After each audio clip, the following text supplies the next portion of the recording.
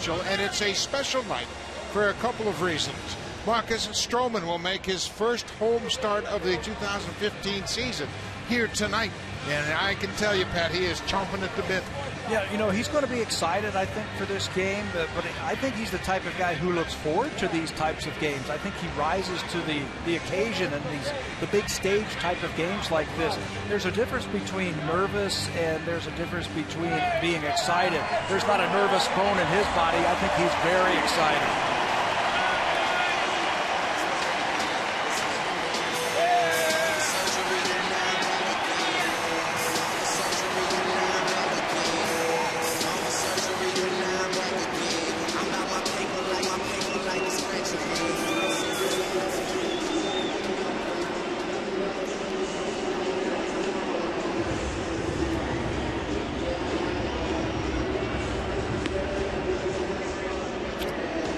Oftentimes in sports, you hear the word the it factor.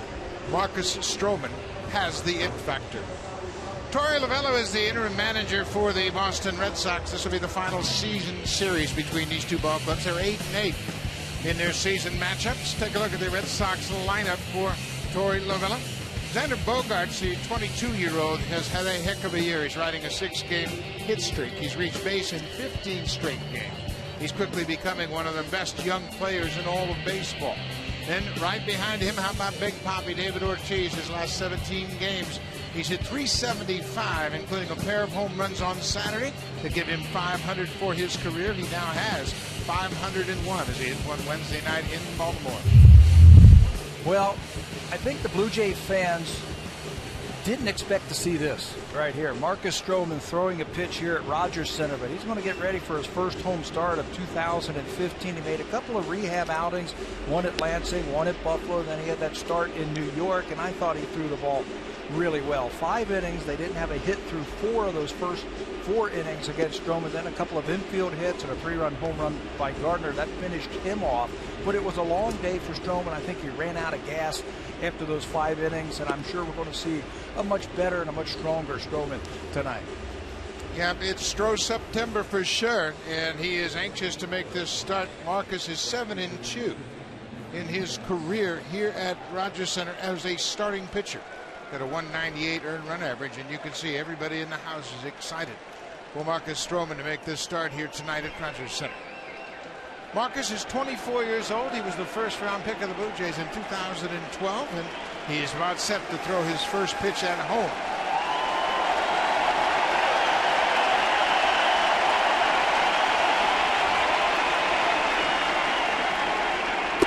First pitch is in the dirt, and we are underway. The Blue Jays have a 3.5-game lead over the New York Yankees. We mentioned the Red Sox and the Jays have split the first 16 games they've played this season. This is Mookie Betts, and there's a breaking ball for a strike. You know, that's the one thing that I was really impressed with Marcus is his ability to throw that breaking ball. There was nothing wrong with his arm, but he was snapping off some benders against the Yankees. He also had a very good sinking fastball. They got him 10 ground ball outs over his 5 innings. Mookie Betts is hot. 52 hits in his last 33 games. Outside, it's 3-1. I think this is going to be a heck of a challenge, I think, for Marcus, because Boston has been swinging it since the All-Star break. They're right up there with everybody else in the American League at scoring runs. It's going to be a great test for him. The Red Sox have scored 5 or more runs in 9 of their last 13 games. They've averaged 6.4 runs over that stretch.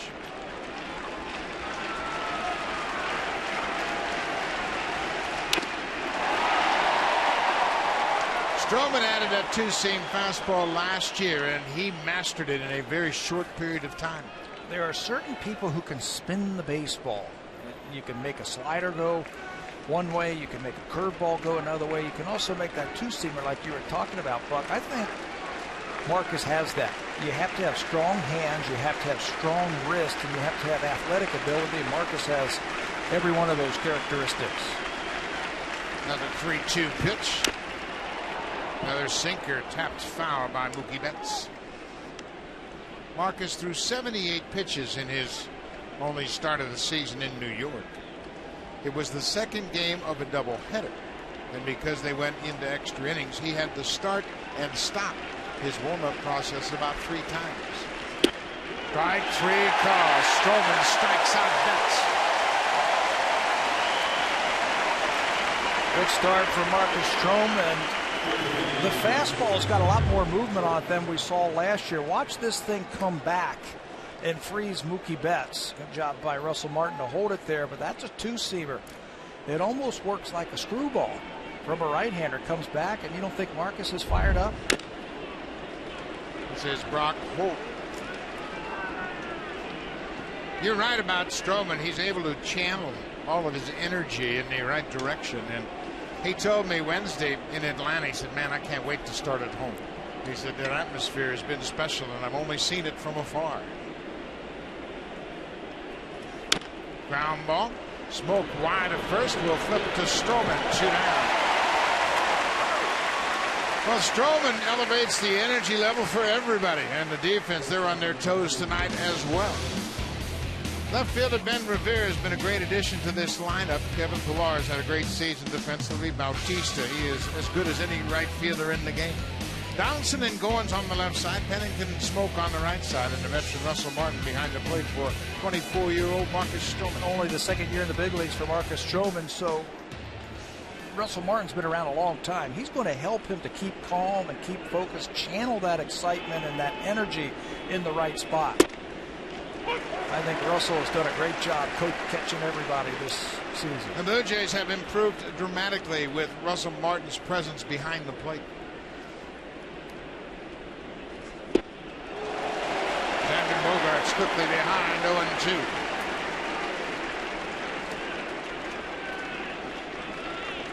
.321 on the season. Bogaerts had the 3rd most hits in the majors.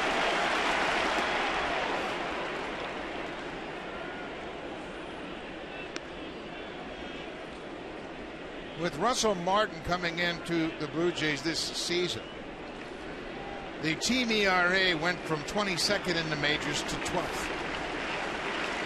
What a tandem he and Deanna Navarro have become for the Blue Jays.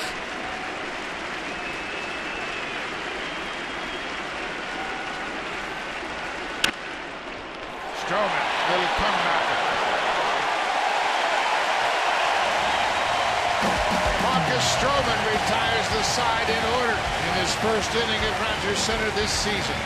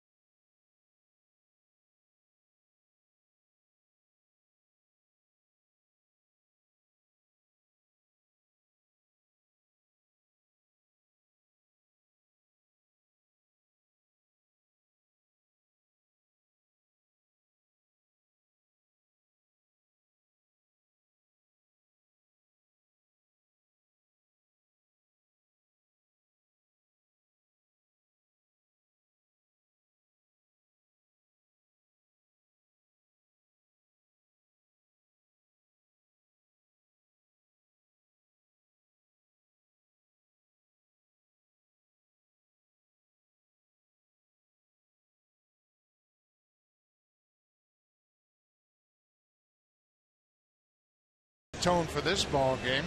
Take a look at the lineup for the Blue Jays. They went 6-4 on the 10-game road trip. Top of the order, Ben Revere. He's been a nice addition to the top of the order. Josh Donaldson has enjoyed his time against the Red Sox this season. .353 against Boston with 8 extra base hits. And then down in the 5th spot, Justin Smoke's in the lineup tonight because he's hit well against Rick Porcello. It's a good matchup for Smoke. He's got 5 hits, but 3 have left the ballpark. He's also driven in 7 runs with those 5 hits. This is a tough matchup for the Blue Jays. Rick Porcello is going to get ready for his 25th start of the season. Pay no attention to those numbers. 8-12 with a .506 earned run average. Porcello is on a nice little roll. His last 4 starts, he's been pitching well. He's 3-1. His fastball command has been a lot better. The sinker is back.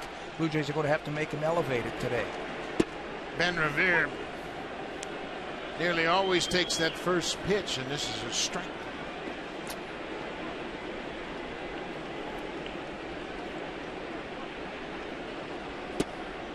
Ball and a strike. Revere has the most hits in baseball since August 20th. He has 40 hits. That's 2 more than Mookie Betts of the Red Sox. This is pulled down the right side, but that's going to be a foul ball. He's been doing it by knocking the ball all over, from foul line to foul line. He's had his share of infield hits. He's had some extra base hits. He's dumped some balls into the outfield. Ever since they put him in that leadoff spot, it's almost like he found a second gear.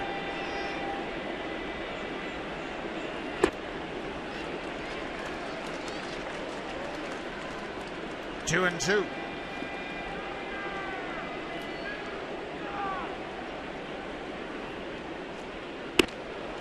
Breaking ball slipped out of Porcello's hand. Josh Donaldson waiting on deck.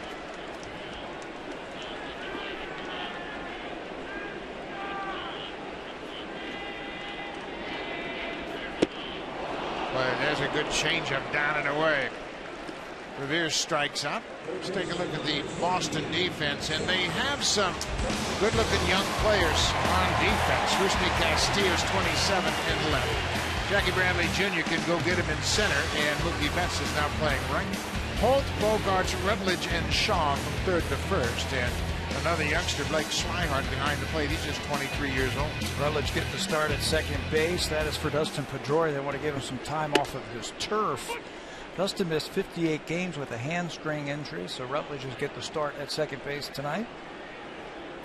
Capable veteran. He's played all over the place. This is his 14th start at second for Boston.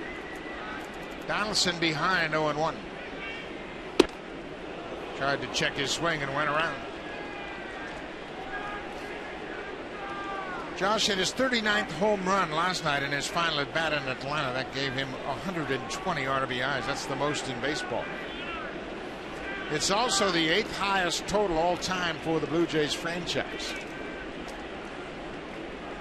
First Blue Jay batter to drive in 120 since Jose Bautista in 2010. Trying to go upstairs and didn't get it high enough. Donaldson goes the other way. We have seen him do this consistently all season long with 2 strikes. That was an 0-2 pitch from Porcello, and he will throw a lot of fastballs. The Blue Jays just saw him about 10 days ago, so they know all about him. That's an elevated fastball that just doesn't get up enough, and it doesn't get in enough to Donaldson, and just inside outs that ball for a base hit. His home run yesterday, I thought, did a lot of things for him. It gave him a lot of confidence after a rough road trip. Yeah, he looked a little bit fatigued as he went to the plate for that final at bat in Atlanta, and that certainly pumped him up. Jose Bautista takes one downstairs. Bautista's had a terrific season.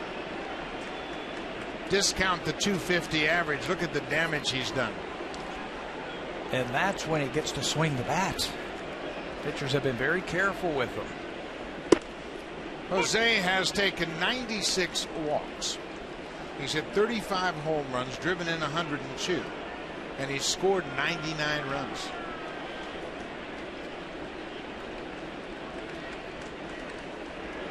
Ball on the strike. One of the things that Porcello did the last time he faced the Blue Jays, again about 10 days ago, when he pitched into the 8th inning and only gave up 3 earned runs, threw a lot of fastballs. And a lot of fastballs to the right-handers in. Really challenging those right-handed hitters to get the head out. Porcello just checking in on Donaldson. Josh will pick his spots very effectively. He's 6 for 6 in stolen bases.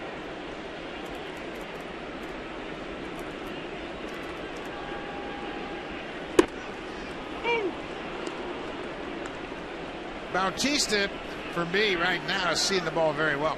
Even he tracked that low strike. He's got a pretty good idea of what he's looking for. He's been hot lately.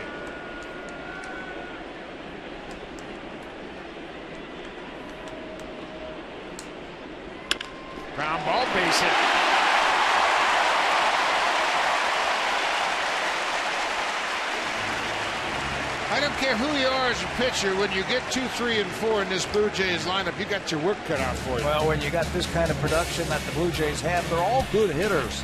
The average might not show it now, but they all have a plan when they get to that plate, and they're going to produce for you. We saw in Atlanta the impact that Encarnacion has on this trio right here when he did not play. You can get through one of them, maybe two of them, but it's awfully tough to get through all three of them. Jose Bautista, that at-bat was super. He was looking for that breaking ball, and he sat on it and got it. Donaldson in ahead of the tag at second. You mentioned Encarnacion when he did not play in Tuesday's game in Atlanta. Donaldson and Bautista went 0 for 8. They struck out 4 times. He's back in the lineup. It's a different story.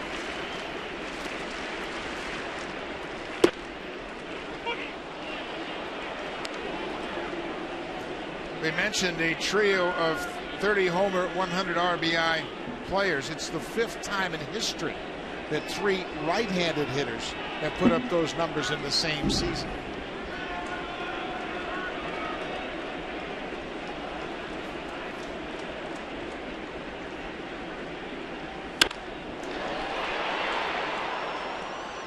Edwin reminded himself to stay up the middle. You could see that bottom hand saying, don't get around it now. Just stay up the middle. That's where a lot of right-handed hitters get into trouble, right? When they start rotating on the ball instead of keeping their hands inside of it. That's why he is such a good hitter. And it's Torey Lovullo who told me in Boston, he said, of all the hitters the Blue Jays have in their lineup, Edwin is their finest hitter. I've watched him for a few years. I coached him for a few years. He's their best hitter. When you look at the RBI leaders since the 1st of August, Josh Donaldson is first with 47. Then Encarnacion is right behind him with 44. The dog days of August didn't affect these two.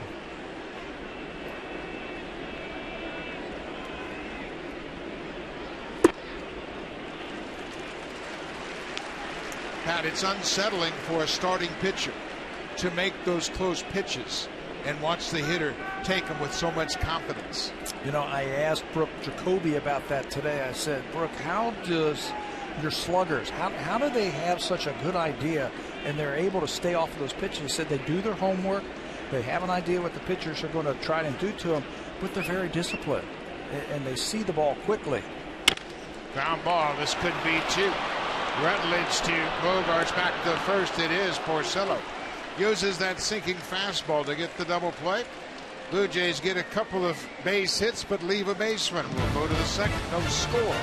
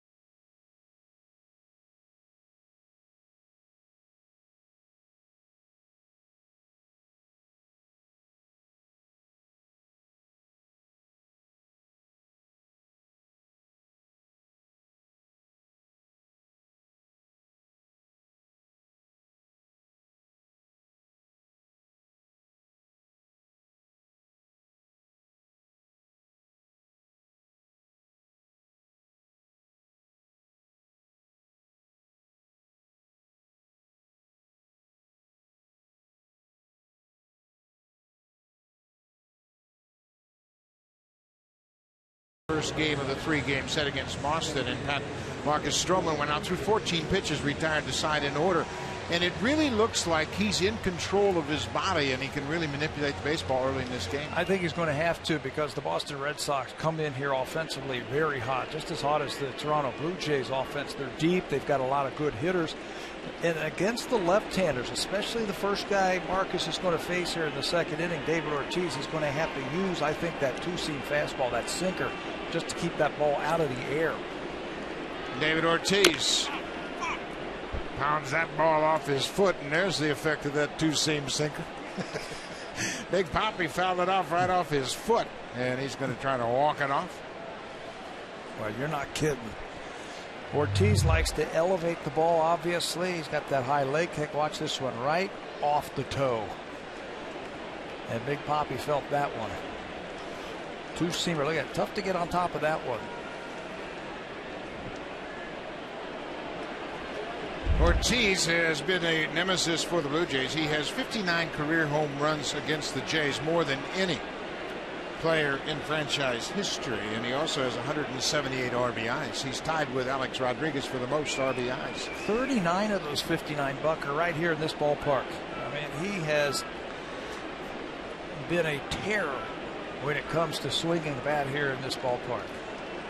He got hit pretty hard. He's really trying to walk off the effects of that foul ball. Ortiz has 35 home runs now. 6 seasons of 35 or more home runs in a Red Sox uniform. That's the most such seasons in Red Sox history. He's also trying to drive in 100 runs again. That would be the 9th time that he has done that. He's got 97 this year.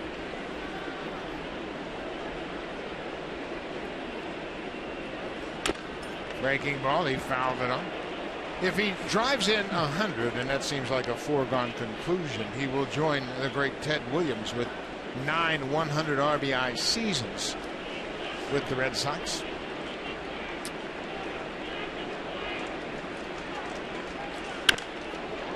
Popped up. Donaldson, the lone defender on the left side of the infield, waits for it. Ortiz is retired. Well, Marcus has made one start this year. That was in New York. So let's take a look at the scouting report and what he threw in that game. Fastball, just 53% of the time. It's got a great curveball. It's got a lot of bite to it. It's late breaking. He's able to spin that ball. His cutter, the sinker, the slider, the changeup. So a little bit of everything that he used. Remember, he didn't give up his first hit to the Yankees till they had an infield hit in the 5th inning. And that first hit was a product of Cliff Pennington slipping and losing his footing. An infield hit. This is Travis Shaw. Shaw's the first baseman. He's just 25 years old. He's got a little power. He's had 11 home runs already since coming up from the minors. 3-0 to Shaw.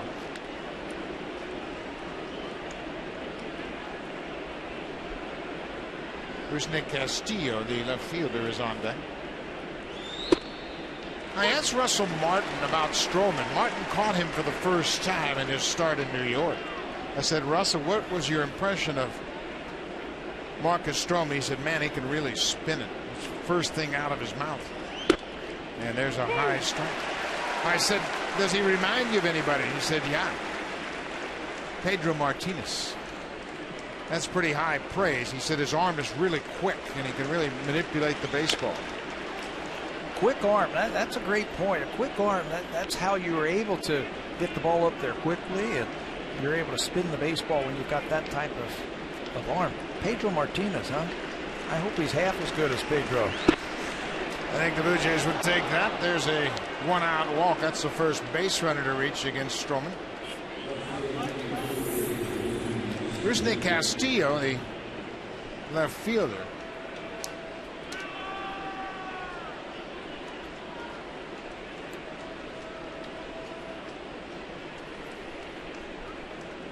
One out. David Ortiz still getting attention over on the bench after fouling that ball off his foot. Not much protection in those shoes these days. They're so light, and they're made with very light material. There's no protection whatsoever when you foul a ball off your foot.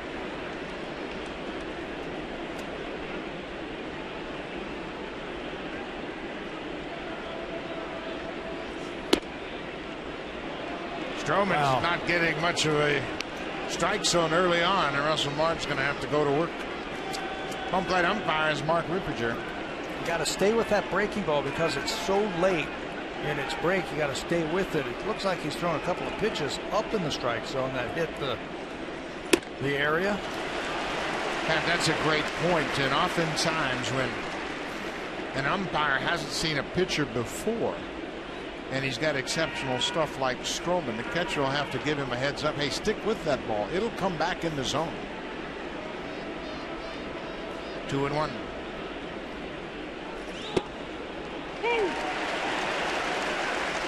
Well, I think one thing that Marcus is going to find out is the Red Sox, they're going to take a lot of pitches.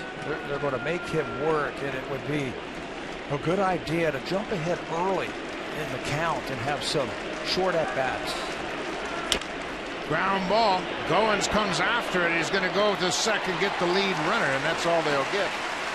Boy, Goins and Pennington have done a nice job in the middle of the diamond defensively. Smart play right there from Goins. You got to know the runner. Travis Shaw doesn't run as well as Castillo. This would have been a close play if he threw the ball to first base. But Shaw doesn't run like Castillo. You get that lead runner. You keep that guy out of scoring position. So Stroman continues to work out of the stretch. Castillo at first. Like Swihart, the catcher. Swihart's a switch hitter. Swihart's done a nice job for the Red Sox. They lost their young catcher in spring training. And he is back behind the plate. Bouncing ball. Smoke will go to the bag. Stroman is out of it. The 1-out walk doesn't mean anything. Red Sox strand the base runner will go to the bottom of the second. Dustin Smoke will start things off.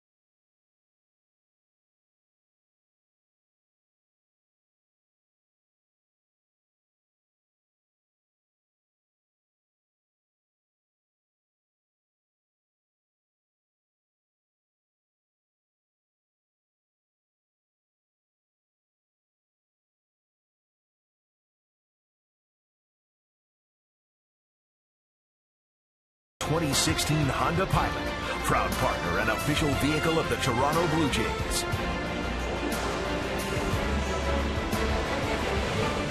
Another great crowd on hand here at Rogers Center, and that's been the way it has been for about a month now with this revamped ball club in first place, trying to wrap up their first postseason appearance since '93. 22 years, the longest drought in professional sports, not going to the postseason. And the fans, they've bought in. The Big Smoke will lead things off for the Blue Jays. Justin Smoke. Mention his numbers against Rick Porcello. He's 5 for 13, but he's hit 3 home runs. You're going to get a fastball, I think, especially early in the count by Porcello. Then he's going to try and throw the curveball. Then he's going to try and throw a changeup. When they go through scouting reports against that night's pitcher, they talk about pitches, especially with 2 strikes, that he tries to throw in the strike zone. And a lot of times, when he gets to 2 strikes like this count here, he'll go to the curveball, but it's going to be out of the strike zone on purpose, or he's going to throw a changeup. So they go through the game plans and they say, okay, now be ready for this pitch. And he might not throw it in the strike zone. That time he threw a fastball right down the middle. Snuck that fastball in there on smoke. 2 strikeouts for Porcello. That's how the Blue Jays start off here in the second.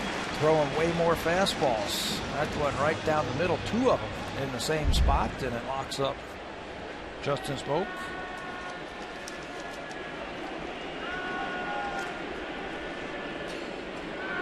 Russell Martin also had a nice road trip, including a 4 RBI game in Atlanta.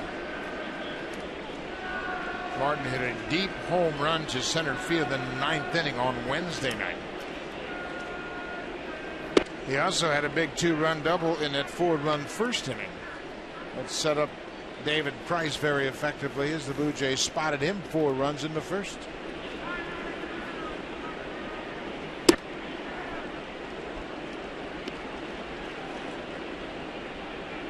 Russell Martin's father is here. Russell Sr. came over from Montreal. He's excited to be here for this series.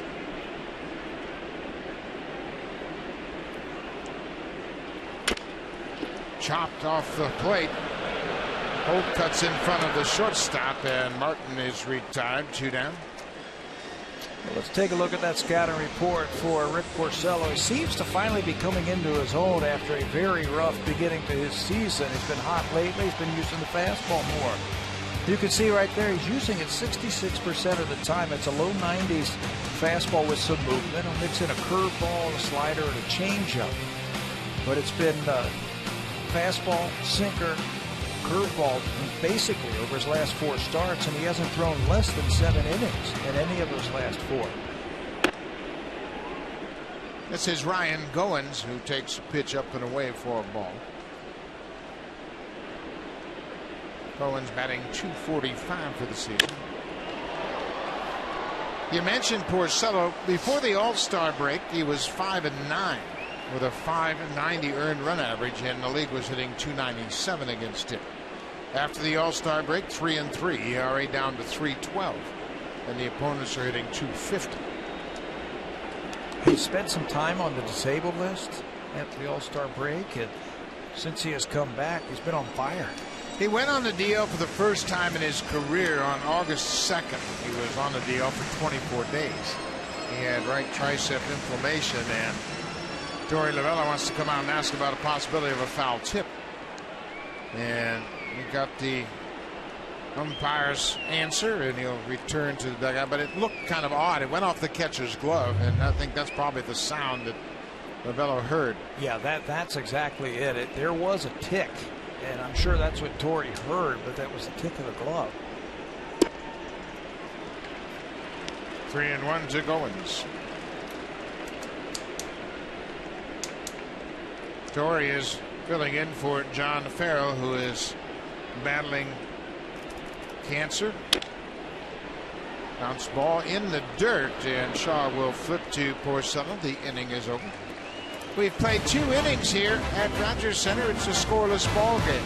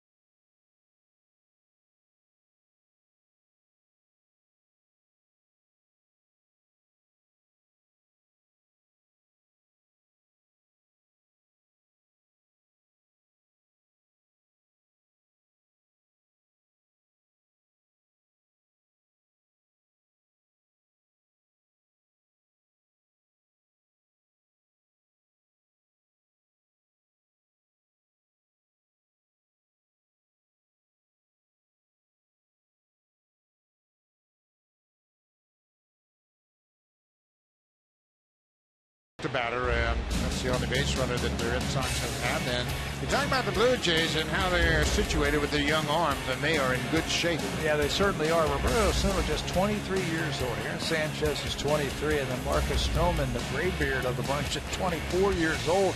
Guys who were signed and developed within the organization are going to play key roles, I think, for the Blue Jays here the last couple of weeks of this season, and they've had fine years. Well, and it's important, too, and to note that they're homegrown. They have grown up in the organization. Drew Hutchison, who is now down in that bullpen, he, too, is a homegrown pitcher. Marcus Stroman, the starter tonight, just 24 years old. Last year, Stroman was 11-6. He appeared in 26 games, made 20 starts for the Blue Jays, and had a very respectable 365 earned run average. I think that's how you have to pitch the Red Sox right there. Go right after them, especially early in the count. They're going to bank on you falling behind. Breaking ball, and Josh Rutledge gets a piece of it. You know, that has been their MO over the last several seasons. They're always among the leaders in most pitches per plate appearance. They've had veteran hitters in the past, but now they're changing their profile a little bit. Well, how do you diffuse that? Throw strike one. Strike one. And do it what Marcus did right there. First two pitches you can see right there on pitch tracker in red. Right there. Strike one, strike two. Broken bat liner right to Donaldson. Josh Donaldson, very athletic at third base. Timed his jump perfectly, and Rutledge is retired on the liner. Slider. Breaking ball. It hangs up there just a little bit too much. He gets it off the end of the bat, so he's going to shatter that thing. But Donaldson gets up and makes a nice play. Jackie Bradley Jr. This will be a great advantage of this right off the end. That ball is hooking, so it's coming down to him, and Marcus appreciates the effort.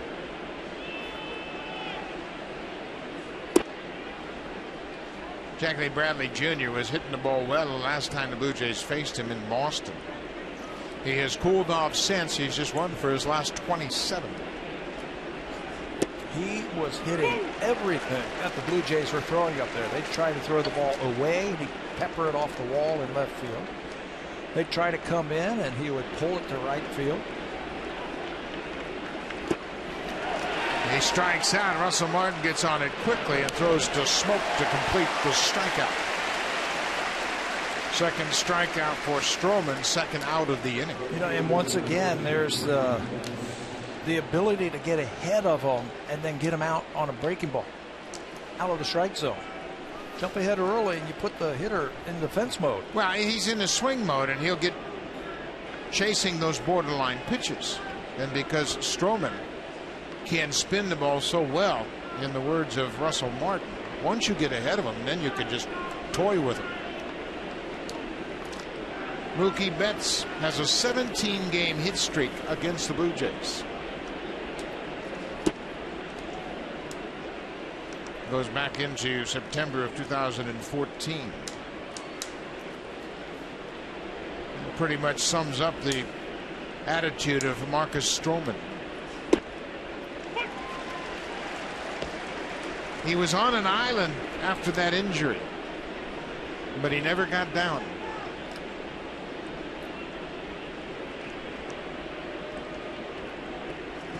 You know, if you play on a team and you're injured, you're on a disabled list, that's a bad feeling, isn't it?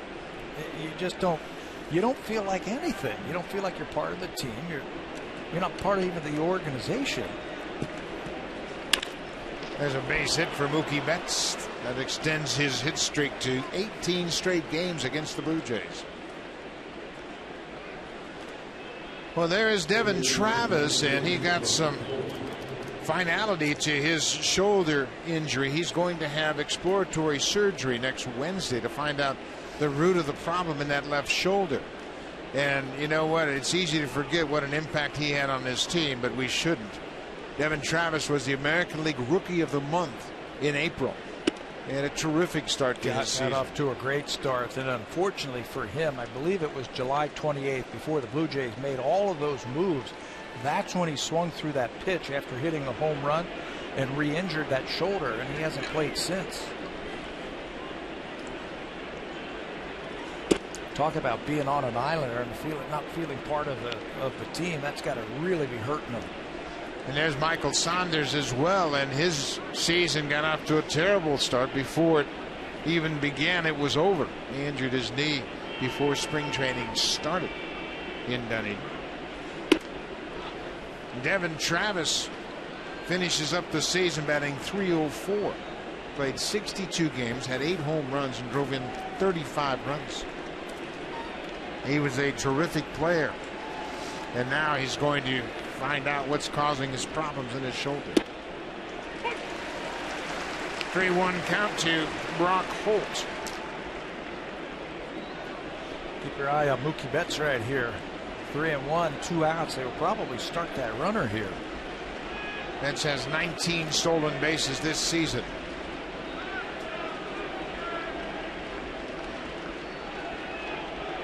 There he goes. He got a late break. Russell Martin's throw is a good one.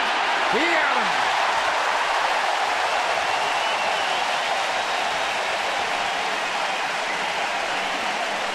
The 25th time Russell Martin has gunned down a base stealer.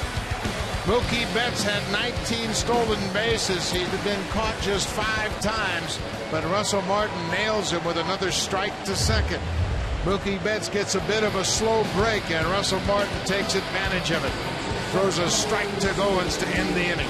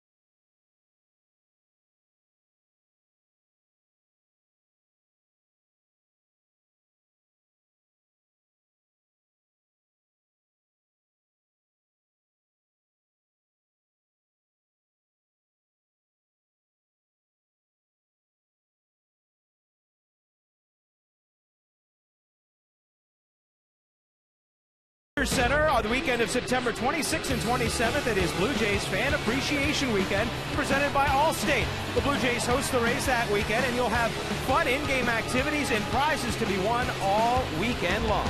Buck?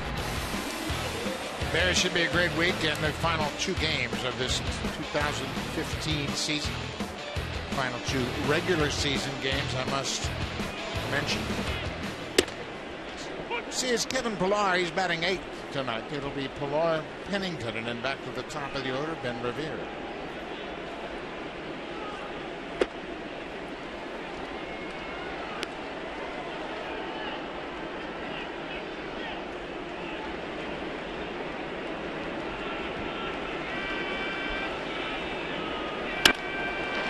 There's a base hit that may have tipped the glove of Brock Holt. Pillar's headed for second. And he'll get there with a leadoff double here in the 3rd. For Pillar, number 25 of the season, his 25th double. You know, all year long you can see what players are trying to do to improve themselves. And one of the things that Kevin Pillar is trying to do is that ball's right off the glove of Holt, to stay inside the ball just a little bit more with his hands, and he does that. Instead of rotating, he's going to take the hands inside the ball, and that's going to keep that ball fair down the left field line. But you work on things and you do things, and you're up and you're down, and He's just learning to hit at the major league level. I think there's a lot of potential in Pilar. Kevin Pilar has hit wherever he's played. It's just taken him a while to get acclimated to big league pitching. The Pennington bunts it out in front of home, and Swihart looked at third. But Pilar advances on the sac bunt. One down, man at third. Let's check in with Jamie Campbell.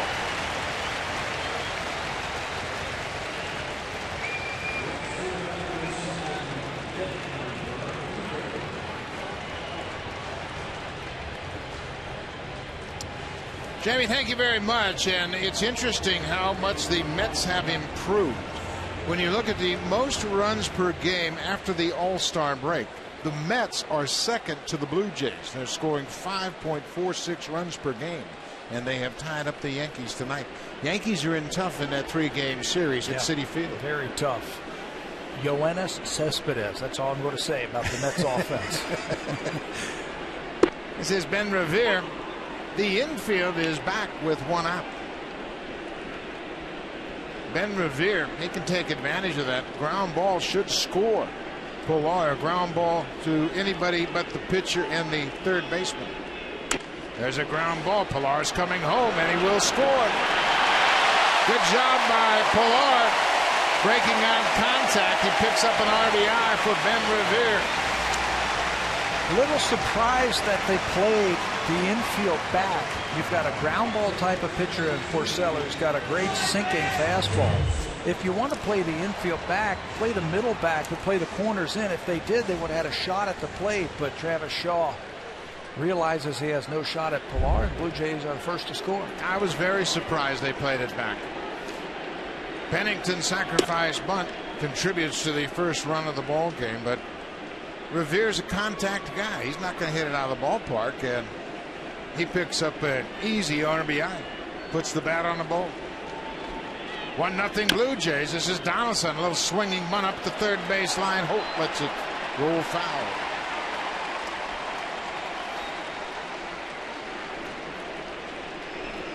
The Blue Jays have now scored 807 runs. They're the only team in baseball to score 800 runs, and the first team since Boston in 2013 to score 800 runs. There are 10 teams in baseball that haven't scored 600 yet. Is that good? That's pretty good. That's a pretty good offense. Donaldson with a 1-1 count takes a strike. Well, the Blue Jays have broken out on top.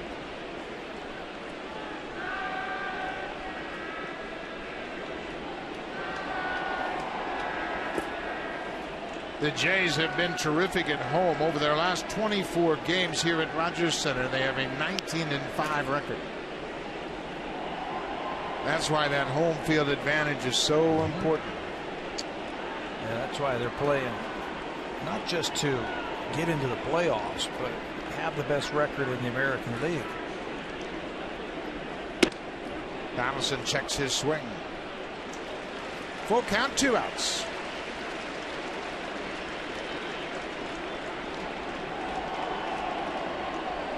Jose Bautista had a base hit his first time up. Chopped towards short. Bogarts has a strong arm in time, but the Blue Jays take a 1-0 lead. Kevin Pilar with the leadoff double sacrifice bunt and a ground out. 1-0 Blue Jays.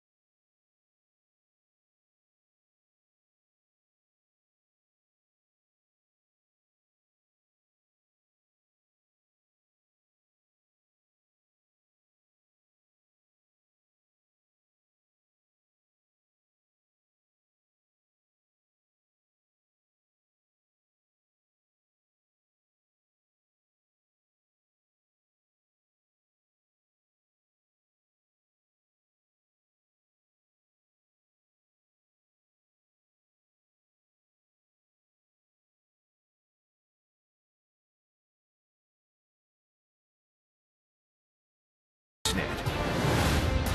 Presented by the all-new 2016 Honda Pilot, proud partner and official vehicle of the Toronto Blue Jays.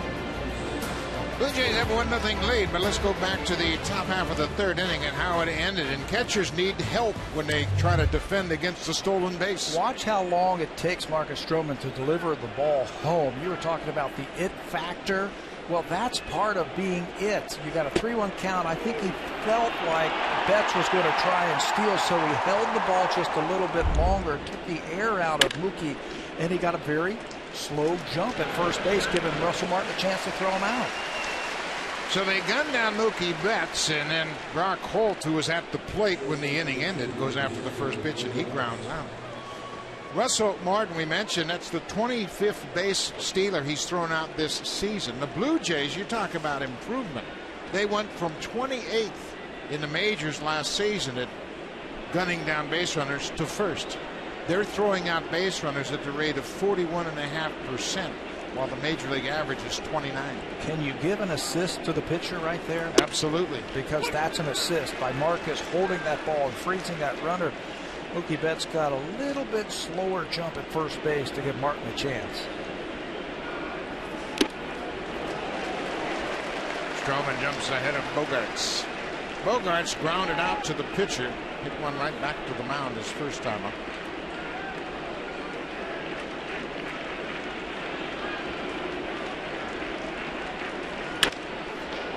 He can hit that high breaking ball into right. Bogaerts is aboard.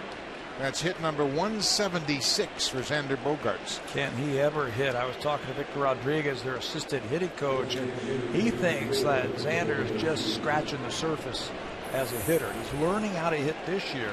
Thinks eventually he's going to be a 20 home run type of shortstop. He's 22. He won't turn 23 until October. This is David Ortiz. Goes after the first pitch. Pennington goes to Josh Donaldson. They've got plenty of time, and Donaldson knew it. Boy, he took his time around the bag. He got out of the base runner's way and threw a strike for first. They turned 7 double plays in the 3-game series in Atlanta. This is the first here for Marcus Stroman. A 5-pitch inning.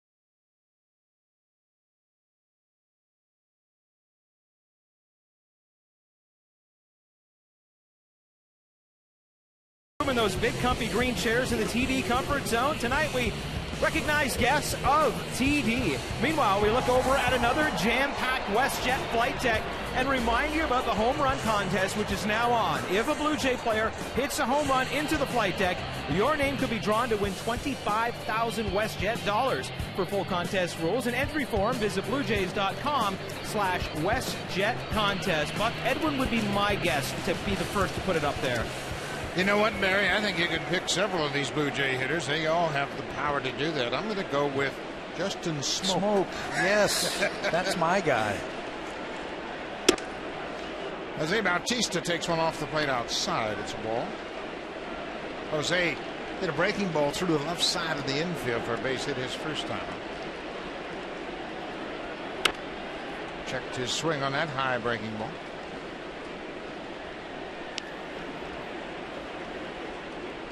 '20, 19, 10, 13 Mount Crushmore. And they have really put up some gaudy numbers. Look at that high curveball. Easy, folks, easy. Yeah, just did that earlier to Ben Revere. The ball that slipped right out of his hand. 3-1 now to Bautista, and what a season he's had. He has just been incredible in his plate discipline. He'll go up there and work the pitcher for a walk, and the depth of this lineup really adds to the importance of that. He'll sit on pitches in certain counts. And he got what he was looking for right there. Boy, did he ever. Just off the upper part of the strike zone. More trouble on deck.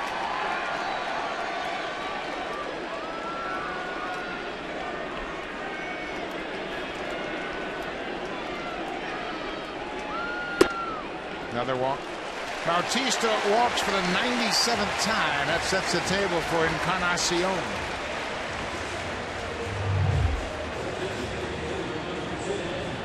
Mark Burley working with Darwin Marty saying, you know what, how do you hold that changeup? Kawasaki's getting into it too. But four-seamer, two-seamer, changeup. That's the changeup grip, and you throw it just like a two-seam fastball, but you got to choke it back in your hand. That's pretty interesting. Bouncing ball to third. That eats up Holt. Boy, he took a step backwards and then he was done. Once you get back on your heels on this turf, that ball will eat you up. Ideally, you want to get a big hop or a short hop, not an in-between hop. And by backing up, that's exactly what happened to Brock. He got the in-between hop. It looked like it hit the dirt area around that seam at third base, and it came up on him, and he will be charged with his 9th error. Ball right at him. It looked like it was a double play ball, but the ball just took a wicked hop on him. Holt starts all over the field for the Red Sox. That's his 9th error, as Pat mentioned. Here is Justin Smoak. He's got 3 home runs against Rick Porcello. Smoak caught looking at strike 3 his first time up.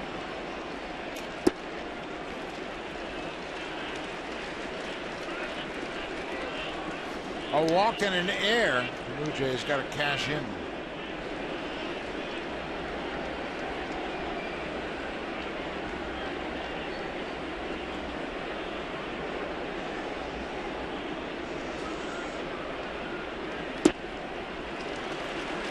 Good take from Smoak. It's now 2-0. Remember that first at bat, he threw him a lot of fastballs. He ended up striking out on a fastball right down the middle. Carl Willis took over as the pitching coach. He replaced Juan Nieves, who is relieved of his duties. There's a drive that's going to get down and go all the way to the wall. Bautista's around third. He's going to score. Here comes Edwin. He's getting away. The relay from Bogart is not in time.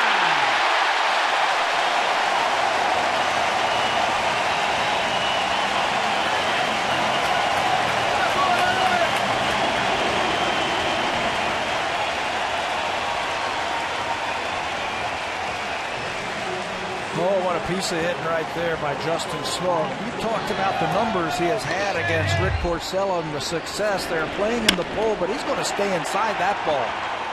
Stays inside, and he keeps it on line and slices that ball away from Jackie Bradley, who can really go get it. And Edwin is going to come thundering around the bases for another run. Look how the hands stay inside that ball, and he drives it and slices it into the gap for 2 more runs. The big smoke delivers in the big smoke. 3-0 Blue Jays. Way outside for Russell Martin. Still nobody out. For Smoak, RBIs 50 and 51. What a contributor he has been. Great defense, power, and some production now. Now Russell's got to move him over to third.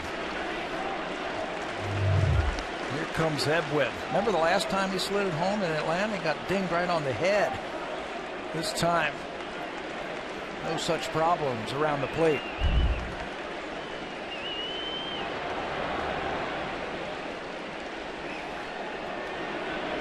Bautista scores his 100th run of the season.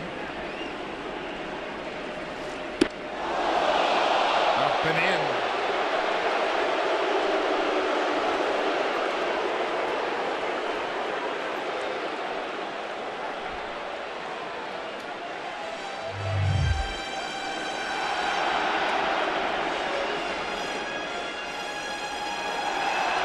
This was going to be a fastball away, and Porcello just misses his spot. There's nothing to this. Watch the catcher slide to the outside.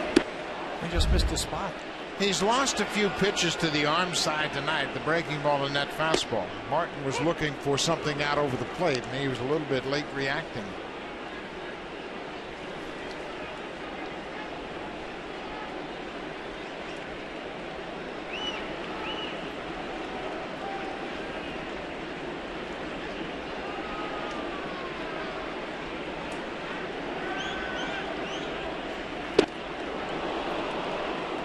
Three and two now.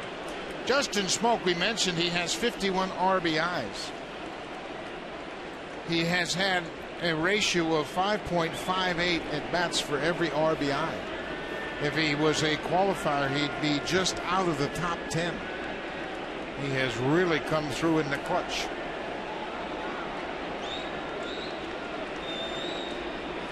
Martin strikes out. Breaking ball down and away, gets him.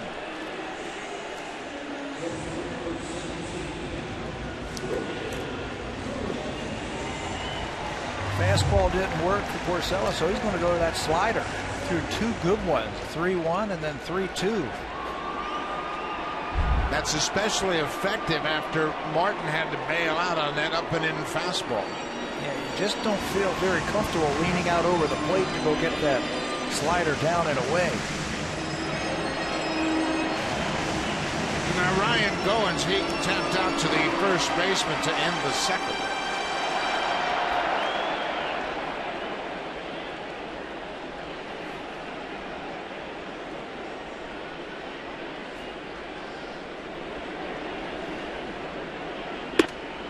Big slow breaking ball is up for a ball.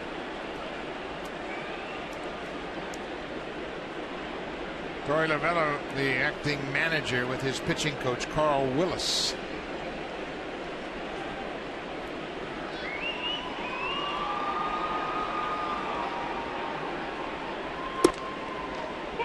Changeup. The Red Sox starters have been great. In their last 19 starts, they've gone 10-3 with a .270 earned run average. The team has gone 12-7.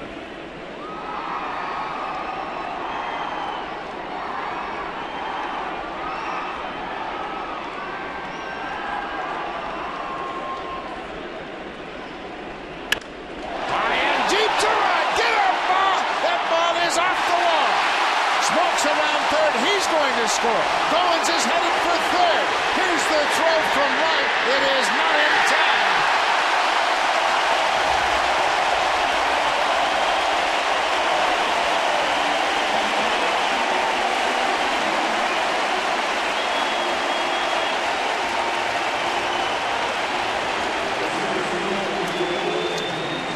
The improvement that we have seen from Ryan Goins is incredible. Look how nice and easy he gets a high changeup and drills this ball to right field. The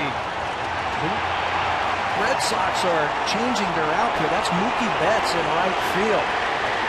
As Goins comes around, he gets a little bit too close to that wall and hits high off the wall by the time he runs that ball down. Ryan Goins is going to slide into third base with a triple.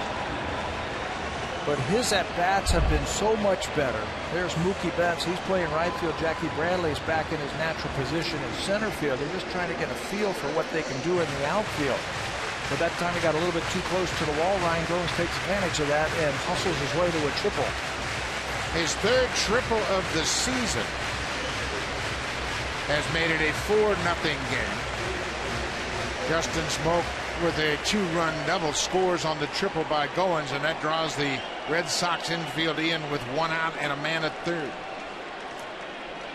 Kevin Pillar doubled and scored his last time up. Ball in the dirt. Nice block by Swihart. Well, you mentioned Mookie Betts in right. This is his first start in right field, and he's a second baseman. He made the conversion last year in the minor leagues to center field and did a nice job in center, but it's a different cat out in right. Yeah, they're just getting a feel for him in right field. And Bradley over in center field. It's a big run at third. The Blue Jays' magic number at 5 runs. You get to 5 runs, the Blue Jays are 71-12.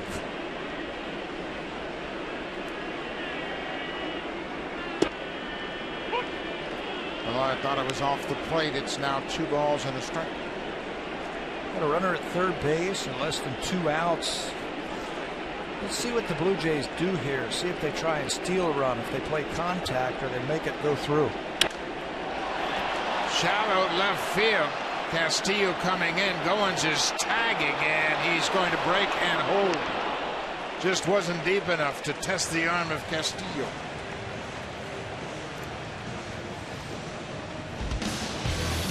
Save during the plumbing, heating, and electrical expert sale. Only at Home Hardware and Building Center locations. Homeowners helping homeowners with expert advice.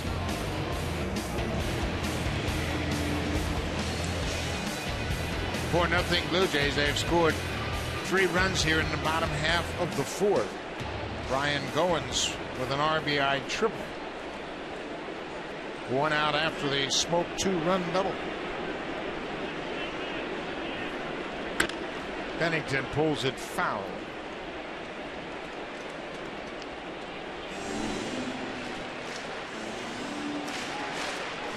Justin Smoke had a great year. His 14th double of the season to go along with a triple and 16 home runs.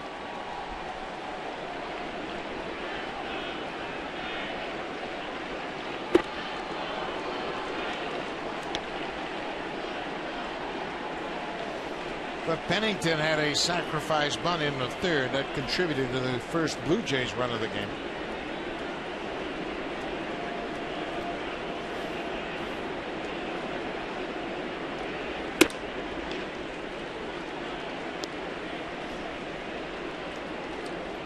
Another run out there.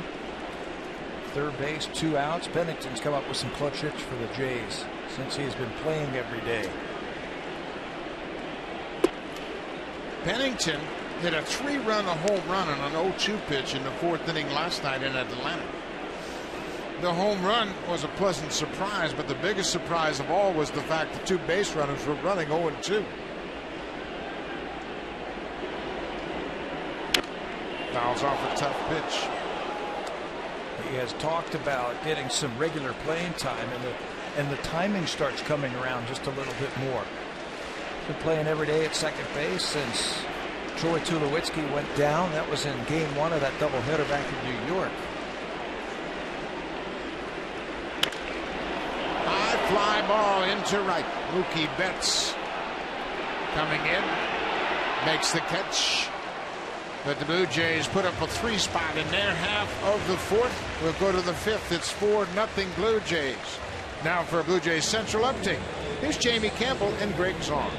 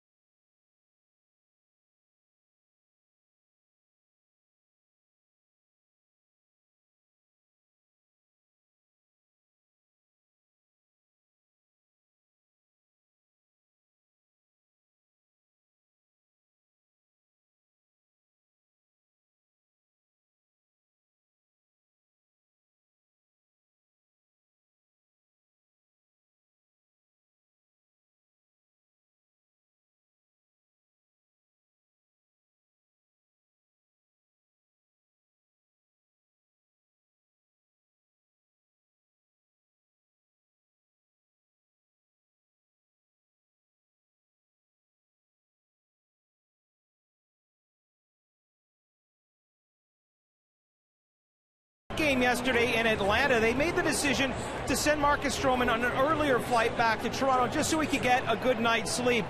Well, guys, that decision ended up being an even bigger one. Knowing what happened with the Blue Jays team charter last night, their plane had some mechanical difficulties. They had to get another plane in. The Jays did not arrive in Toronto till after 3 o'clock in the morning. Although the way they're playing tonight, you would never know they're going on very little sleep. The bucket was a long night for everyone, including yourself and Pat. It was indeed, Barry, but I'll tell you what, there was never a whimper out of Blue Jays clubhouse. There was not a hint of complaints. They just kind of went with the flow of things, and it's just another reflection of how good this team chemistry is. That's off the end of the bat.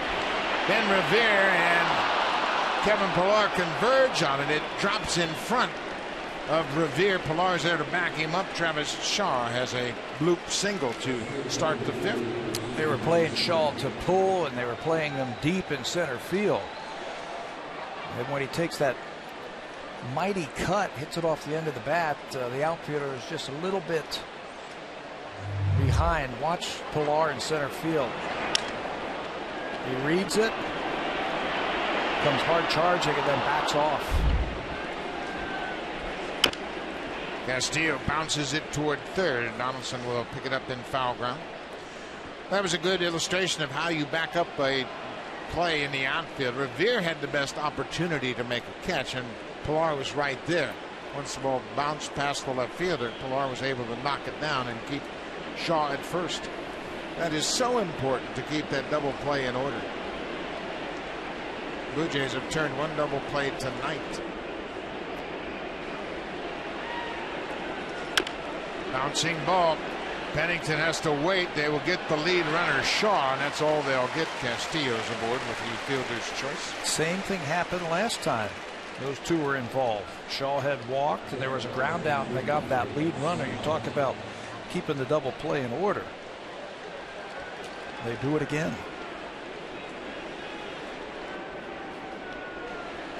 So the catcher, Blake Swihart, he didn't make his major league debut till May 2nd.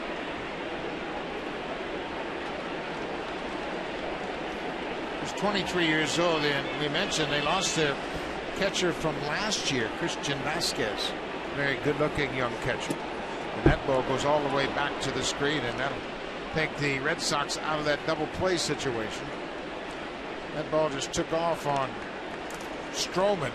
Should be a wild pitch charged to Marcus. Change up, and he just loses the grip, and it ricochets off the home plate umpire's foot. He's trying to get Swihart out in front of that changeup so he'd hit a grounder. He ends up throwing it back to the backstop. They are opening up the roof here at Rogers Center. Swihart late on that fastball. Swihart was a shortstop in high school. He didn't catch till late his senior season in high school, but they characterize him as being a frontline shortstop. Very athletic, and he's making the transition very effectively. Well, you mentioned Christian Vasquez, who would have been their #1 catcher if he didn't get hurt in spring training. Will be back next year. That's a little looper. That's going to drop for a base hit. Pillar is there, and Castillo had to hold and make sure it dropped safely into center, as it did. I've been reading some articles about the Red Sox maybe moving Swihart to a different position, maybe first base, to keep his bat in the lineup. That ball just bloops in front of Pillar, so a couple of bloopers that put runners on first and third with just one out.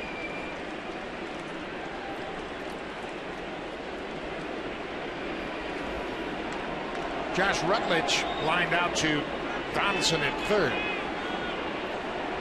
First and third, one out.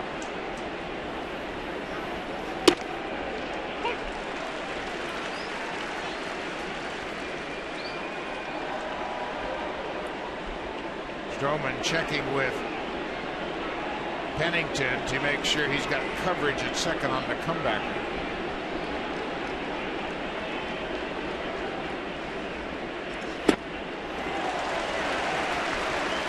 You know what's really interesting about watching Stroman? You don't even get the impression that this is his second start of the season.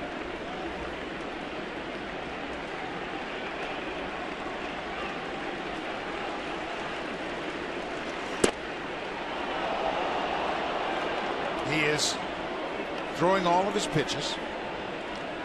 His delivery is as clean as ever.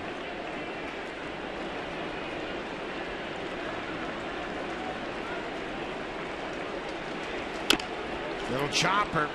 Stroman has it go by him. Donaldson barehands it and throws out. Rutledge, a run comes in. Donaldson makes another terrific play to gun down Rutledge at first.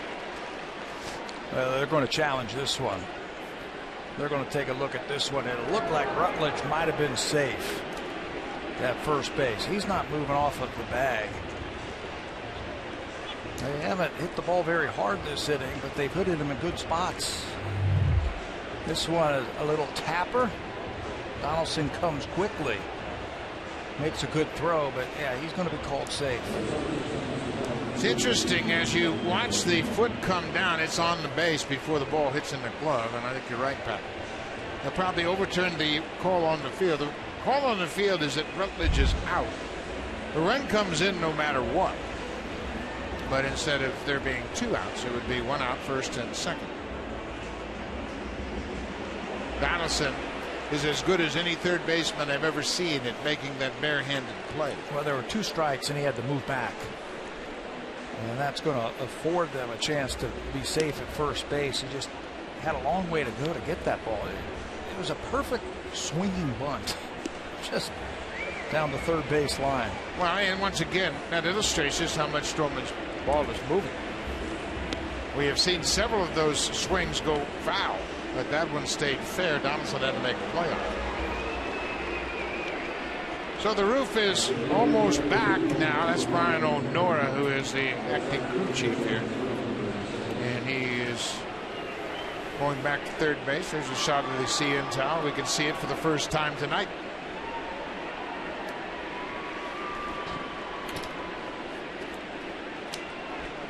The ruling on the field is overturned, of course. First and second, 1 out. Number 9 hitter Jackie Bradley Jr.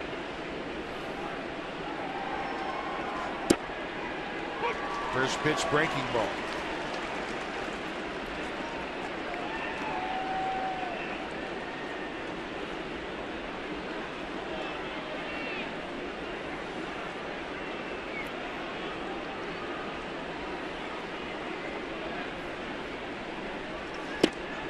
Threw that one right by him. Last time he bounced that breaking ball and struck him out. Now, don't throw a strike here. You don't have to. See if you can get Jackie Bradley to fish for something out of the strike zone.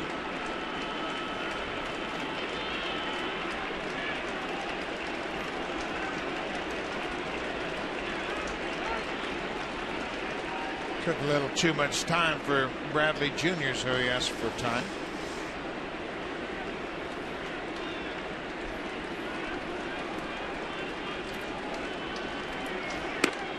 Upstairs. You know, Stroman was talking about the excitement of pitching in front of a big crowd here tonight at Rogers Center. But last season, he pitched in front of 4 crowds of 45,000 plus. So he's been in this atmosphere before. Look at the movement on that fastball. He gets Jackie Bradley Jr. for the second time. First time on a breaking ball. You're right. The movement. Little two-seamer. Look how that ball spins off that middle finger. And the movement that he gets. That was up for a reason. And combined with that movement, he picks up his 3rd strikeout. Mookie Betts singled back in the 3rd. He was thrown out by Russell Martin trying to steal second.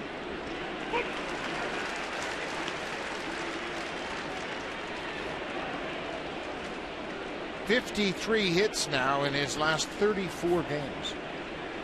He can really swing it. You were talking about Ben Revere, the most hits since August 21st. Mookie's right in that top 5. He now has 37.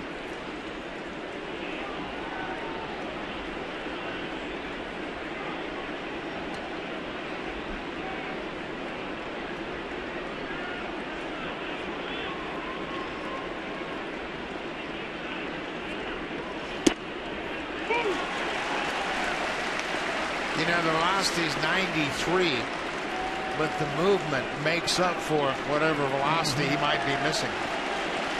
And where he throws it. Now a little slider away, right? After that fastball. Another fastball on the ground. Goes to Pennington to end the inning. The Red Sox score a run on a couple of hits. They leave a man aboard. Blue Jays have a 4-1 lead for Marcus Stroman.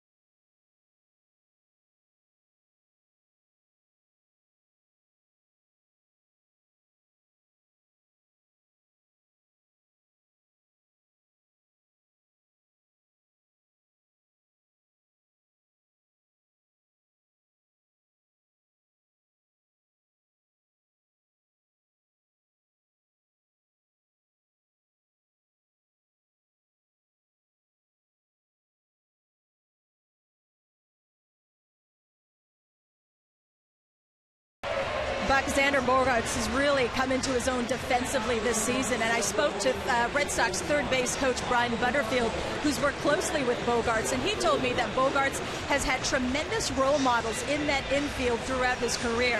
From John McDonald to Stephen Drew to Dustin Pedroia to his left and Pablo Sandoval to his right. He says he's a very visual person, so he sees how these guys prepare and he sees how they go about playing the game. Now, one area in particular that he's really worked hard on this offseason is his lateral movement. That first step to his left, that first step to his right, that hard work has really helped his quickness and his range. He's also been very good with understanding of the game and understanding what it takes to compete on an everyday basis. In fact, Butterfield told me in his over 30 years of coaching in this game, he said Xander Bogaerts is the most improved player from one year to the next that he has ever seen in his career. And that is certainly high praise, Buck, when you consider Butterfield also coached a young man named Derek Jeter when he was with the Yankees organization. Hazel, that's a very good analogy. Jeter, certainly a Hall of Fame player, and Xander Bogaerts just 22. Brian Butterfield was with Jeter the first year he came to the Yankees. You know, the one thing Butter said about Xander is he's learned how to practice and prepare for a ball game. Well, there's none better than Dustin Pedroia as a mentor. This is a fly ball into center, no problem for Jackie Bradley Jr. Ben Revere is out. I asked Dustin Pedroia, how come you're not playing tonight? You hit 2 home runs on Wednesday. You drove in 5 runs. He goes, they want me to get used to the turf. And that's how he said it. Yeah. I think he's used to the turf. After how many years in the big league? He said, I played 9 years. I've been Rookie of the Year, MVP, and I got to get used to the turf. But in reality, he's coming back from a hamstring injury, right, and they don't want to have him play day game and night game back-to-back. So he gets tonight off. But you talk about a teammate that will help educate some of these young Boston players. Dustin Pedroia is top of the list. Josh Donaldson 1 for 2 so far.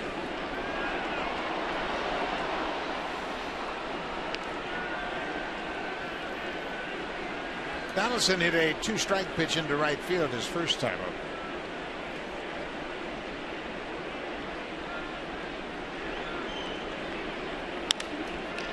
Off the glove of Porcello. There is Bogaerts right there to back him up.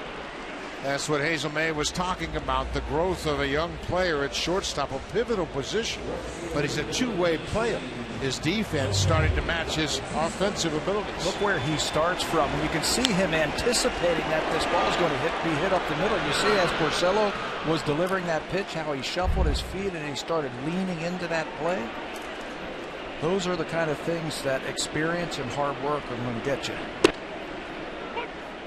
Porcello jumps ahead of Jose Bautista with a strike. Jose has been on base twice.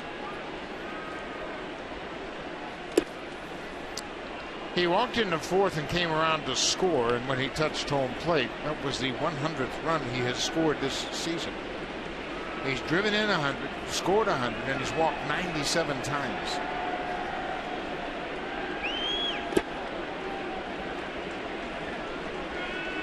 Coming into this game, Jose batting .311 over his last 12 games with 4 home runs and 13 RBIs. And the way he is starting to take pitches suggests that he might be ready to go through one of those patented hot streaks. You're right. He takes those borderline pitches as if he knew where it was going to be. I say timing could be pretty good for one of those patented hot streaks, don't you? Yeah, that's like right now. Off the plate, another walk. Walk number 98 for Bautista.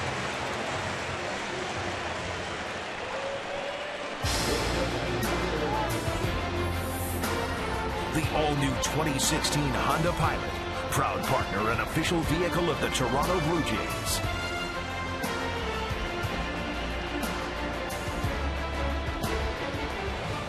'98 walks, that leads the American League, one ahead of Carlos Santana of the Cleveland Indians. Mike Trout has 83.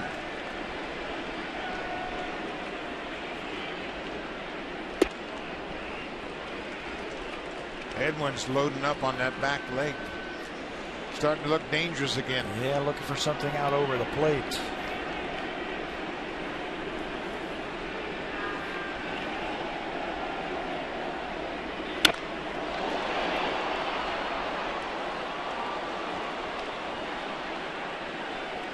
One and 1-2. Encarnacion. He reached on an error in the fourth, and that followed a Bautista walk. They both scored on Smoke's double.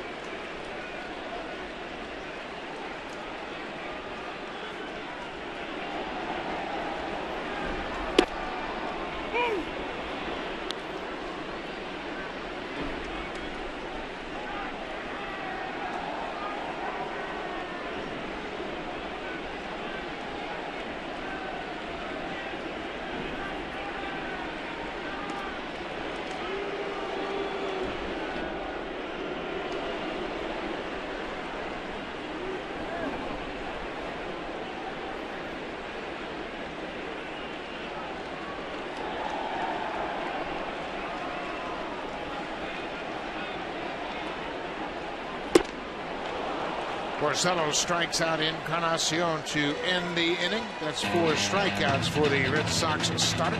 We'll go to the 6th, and here comes the Home Hardware Cleanup Crew, brought to you by Natura, Home Hardware's exclusive line of safe, environmentally friendly cleaning products.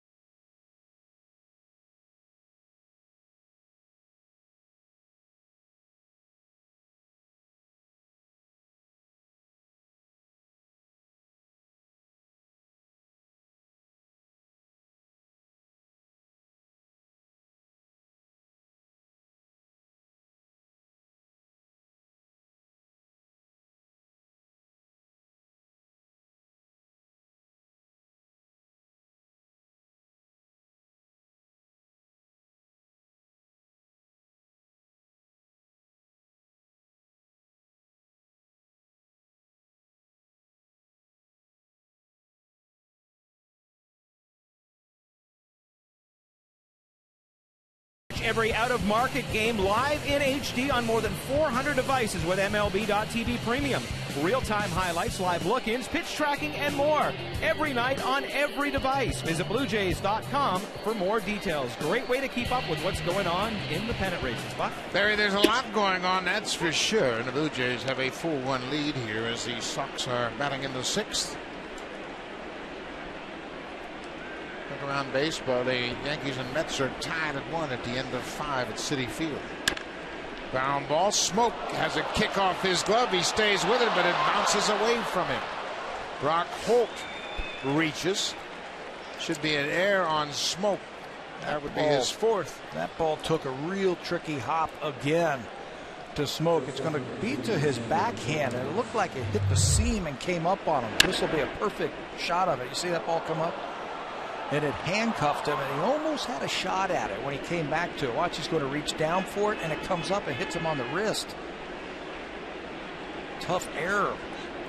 If they do give him an error. They gave him a base hit. They took that bad hop into consideration. Leadoff single for Brock Holt.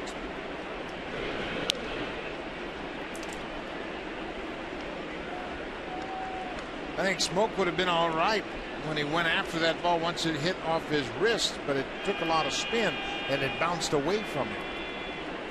Bogaerts singled to right his last time up.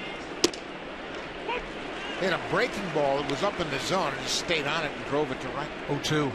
0-2. You got some tough lefties coming up, so that's Brett Cecil warming up to the pen. He was actually throwing when this inning started.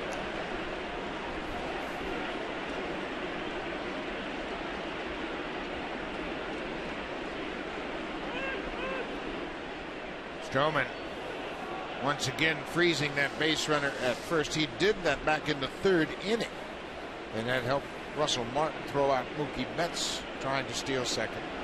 Conversation right here is where Marcus Stroman is in this ball game. He's got a lead. We're in the 6th. Line drive to Goins. That should be 2. Pennington to first. It is 6-4-3 on the double play. Second double play the Blue Jays have turned tonight. And that'll make the decision for Tom Gibbons a lot easier right there. 2 outs, nobody on, and Ortiz coming up. So he's going to let Marcus Stroman pitch to him. This is tailor-made. As soon as Goins catches it with feet, plenty of time to finish it off.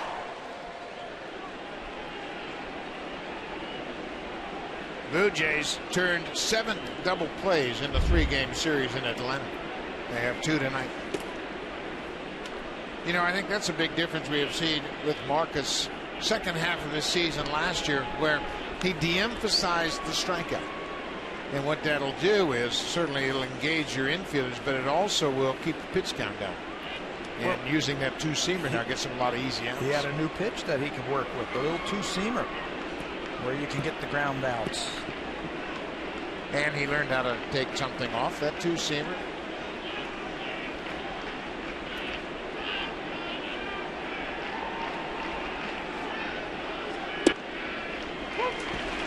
David Ortiz talked to me about Stroman when he knew he was going to make his first start at Yankee Stadium. He said, what a shot in the arm that will be for the Blue Jays to get Stroman back in the rotation. He goes after it. He went around. He has tremendous respect for what he saw from Stroman last year, and he said, man, if they could put Stroman in the rotation along with Price, that's a big boost. And anytime David Ortiz talks, you got to listen. He knows a little something about hitting. 1-2. Fouls it off. Well, Ortiz understands what it is talking postseason baseball. He's been through it with the Red Sox. He's won the World Series. And he says, man, you've got to have good arms. You've got to have power arms in the postseason. Hitters are tired. They wear down at the end of the season. You get a fresh arm like Stroman, that could be the difference.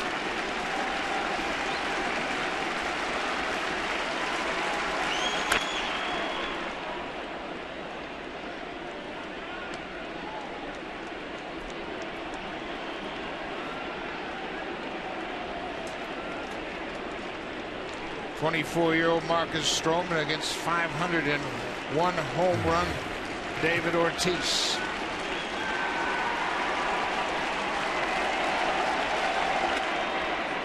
caught the umpire right up under the mask. Ball in the dirt, kicked off of Martin's glove, and Mark Rippinger got hit underneath his mask, and he's going to take some time to regroup. Watch the ball bounce straight up and right underneath that mask. Russell Martin's going to go out and give him a little bit more time. You see him a little courtesy right there. What Marcus Stroman is trying to do to Ortiz, he's really trying to mess up his timing. Ortiz has got a great timing mechanism, a lot like Jose Bautista, where he lifts that leg and reads the pitch. What he's trying to do is trying to throw more change-ups and off-speed pitches, trying to get Ortiz to commit a little bit earlier.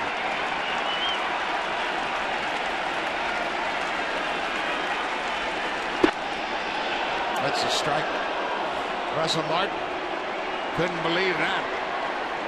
They had gone through the entire arsenal of pitches, and he threw strike 3. Full count. Shaw's next if Ortiz can reach.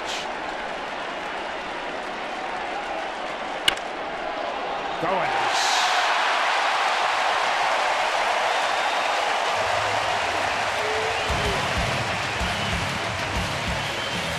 Marcus Stroman out of the 6th. He gets a double play and a line drive. His first start at Rogers Center. Last year he went 7-2 in 11 starts here at home.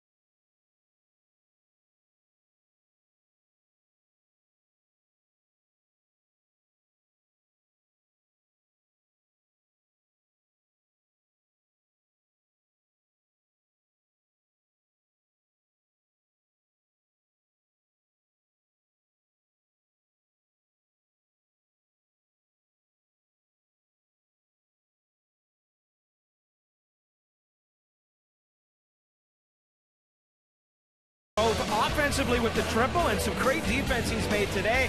Fans, you can go to sportsnet.ca following every Blue Jays game and vote for today's play of the game. Of course, sportsnet.ca, your home for everything Blue Jays. There's a good chance Goins will get it, and you'll take another look at it off the bat of Ortiz. Positioned perfectly, right where David Ortiz hit that line drive, right at him. They've turned a couple of double plays in the infield also. Justin Smoke is 1 for 2. Smoke had a 2-run double in the 4th, hit it to the wall in center field. Gives him 51 RBIs for the season. That's the second highest total in his career. He had 51 RBIs for the Seattle Mariners in 2012. He had 19 home runs that year. He had 55. That's his career high in 2011. Drives this one into center, and that's going to drop for a base hit. Justin Smoke with a leadoff single. He's 2 for 3. I wonder if he did that in the as few of it as at bats as he has had this season. No, he didn't. He had 489 at bats when he drove in 55. He now has 259. Almost half the at bats. There you go. He's had a very productive season. He's had a very productive night. That's his second hit. Russell Martin is 0 for 2 so far tonight. Blue Jays now with 6 hits. The Red Sox have matched him in that department. Both teams with 6 hits, but the Blue Jays have a 4-1 lead over Boston.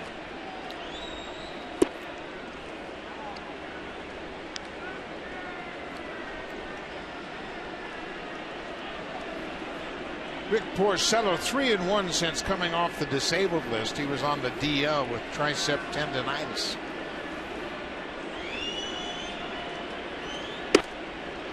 Porcello is making his 4th start of the season against the Blue Jays. He had a real good start back in April at Fenway Park. 2 hits over 7 innings, allowed just a single run. He was pushed to the limit in his last start. That was against Tampa Bay. Threw a season high 118 pitches against Tampa 5 days ago. He had 1 consecutive starts with that win for the first time since May 5th. He beat the Blue Jays on the 7th of September and then beat Tampa Bay his last time out. 1-2. Tapped foul.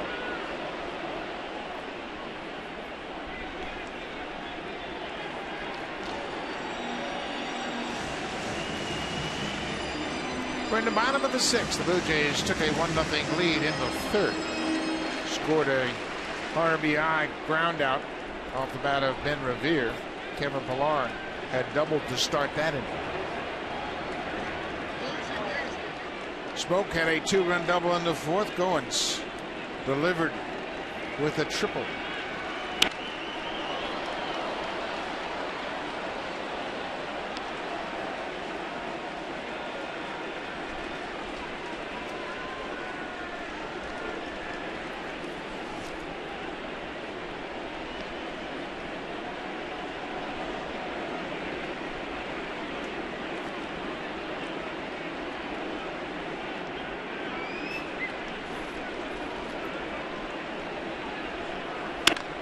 Hot shot. Brock Holt at 3rd finds the baseball, but Rutledge can't make a play on it. Holt just couldn't get his balance and get much on the throw. He one-hopped the second baseman Rutledge, and he couldn't dig it out of the dirt. He went pretty far to get that ball, but you're right, his momentum takes him. Watch as Brock gets to the ball, and you can see he's going to try and stay on his feet. He doesn't. Then he has to throw from his backside, and it just can't get enough on it, nor could he be accurate. And they tried to pick it at second base, so it'll be an infield hit. Yeah, it sure is an infield hit. He just couldn't do anything about it. It took him so far to his left that it took him out of his balance. Ryan Goins, the Sox are looking for the bunt. I don't think the Blue Jays are going to bunt right here. They got a lot of confidence in the bottom 3rd of their order. Yeah, you might be bunting right into an out because you don't have the proper guys on the bases. I think the type of speed that you need. It would have to be almost a perfect bunt. So why not let him swing away? He's had a triple tonight. Well, another thing he's done very well, just like he did on that pitch, he's patient. He's looking for a good pitch to hit now. Rick Jacoby says that's the most improved aspect of his approach at the plate. Patience.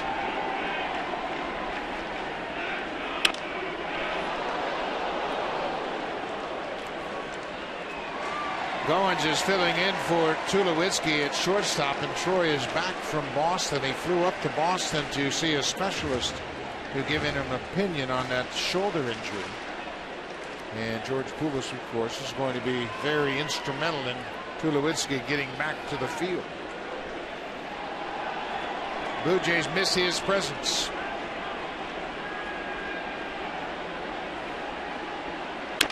Bouncing ball up the middle. That's past Bogarts, and Smoke will stop at 3rd. Jackie Bradley Jr. dropped the ball, but Smoke had already stopped at 3rd. Ryan Goins bounces one through the infield for his 2nd hit. Sometimes that baseball just has eyes, doesn't it? Goins with another at bat, and look how many defenders have a chance at this one. Up the middle, out of the reach of Bogarts. No chance really to score Smoke. You don't want to run into an out. Jackie Bradley really throws well. So Ryan Goins now has a couple of base hits. The bases are loaded for Kevin Pillar. Porcello's in a jam. And he's going to get a little visit from the pitching coach, Carl Willis. The Red Sox bullpen has gotten up. Matt Barnes is up in that bullpen, a hard-throwing right-hander. This is Carl Willis, maybe just to give him a little bit more time to get loose down in that bullpen.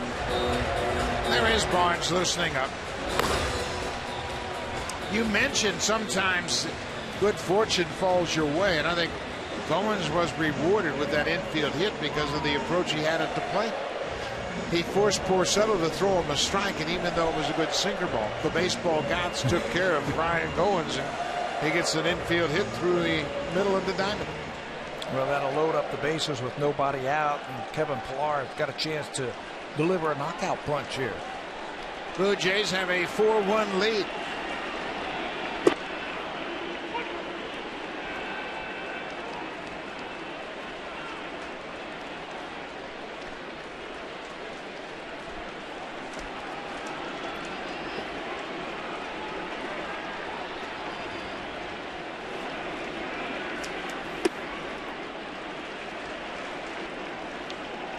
The Jays have hit 6 home runs this season with the bases loaded.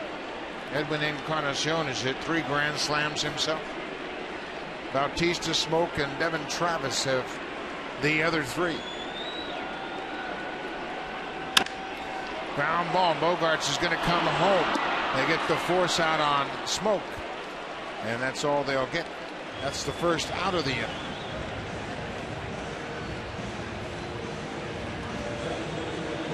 6-2 on the force out. The bases remain loaded, but now there's 1 out. Now the middle of the diamond will move back in their conventional double play depth. The corners will stay in. They will read the ball off the bat. If it's hit sharply, they'll probably go around the horn. Slowly, they'll come home. This is where Cliff Pennington, I think his veteran influence right here should really make Porcello work. He got a pitch up in the zone. That's what he wants. Something he can hit to the outfield.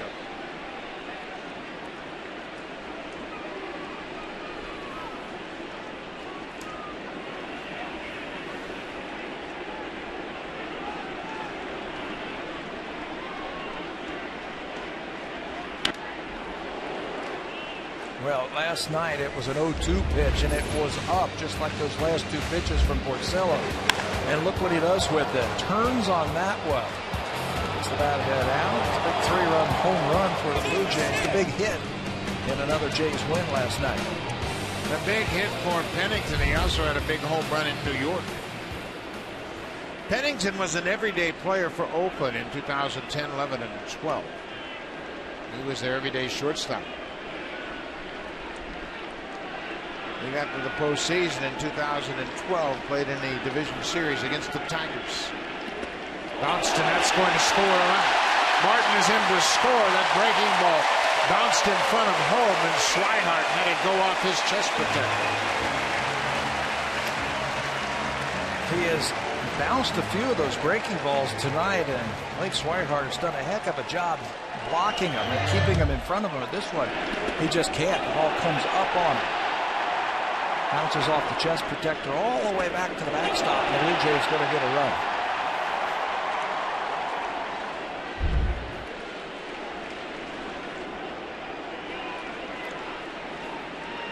Infield is drawn in now with 1 out. Fly ball. That's deep enough to score Goins. He's tagging at third. And he'll come home. The throw will go to third base, and Pennington has picked up another RBI. For Pennington, that's his 10th with the Blue Jays on the season. That'll give him 20. Good piece of hitting right there. The veteran got something up, and you can see his swing was a swing where he was trying to elevate that baseball. And got it into the outfield deep enough for another run. Well, the wild pitch contributing to the 2-run inning. Martin scored on the wild pitch, and Goins moved up to third, scored on the sac fly. 6-1 Blue Jays.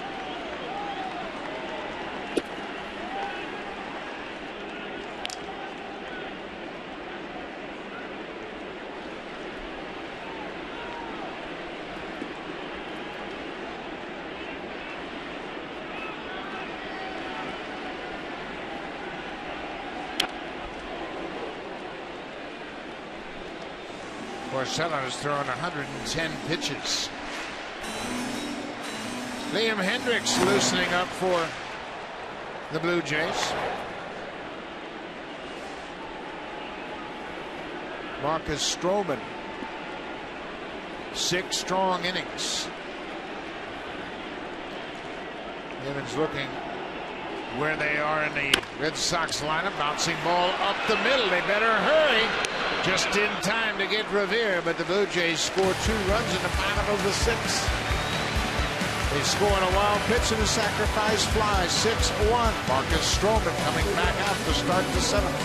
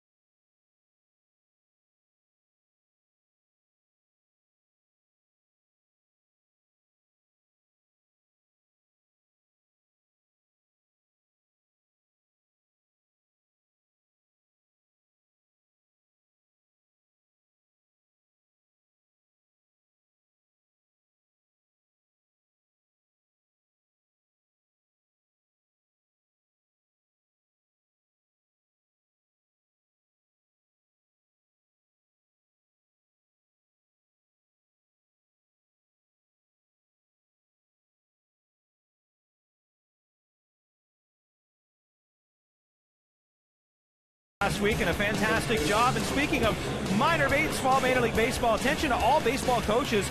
Learn the Blue Jays way of baseball from members of the Major League staff, minor league coaches, and alumni.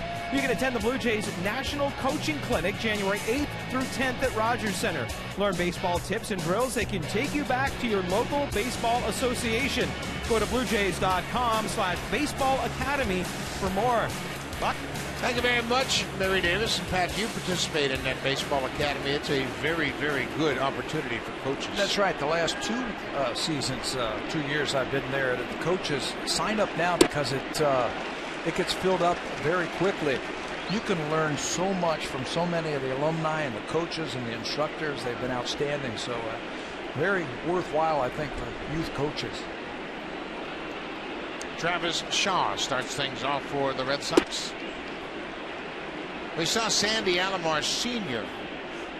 today in the clubhouse, and he was raving about the Tournament 12 and how successful it was and how many good ball players they saw over the course of the games. He said they had a lot of good games, a lot of great young talent, and a lot of opportunities for some of these young Canadian players to play in front of some of the prominent coaches in North America. Said he saw a lot of very good middle infielders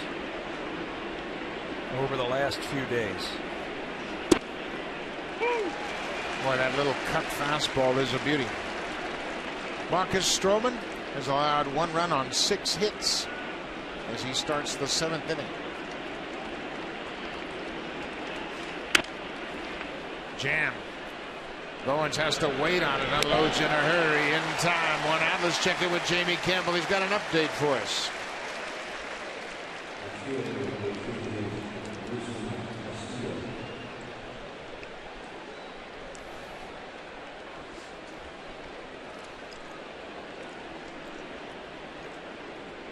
Masahiro Tanaka, Steven Matz, the starting pitching matchup in that game. And it's going to be a tough series for the Yankees.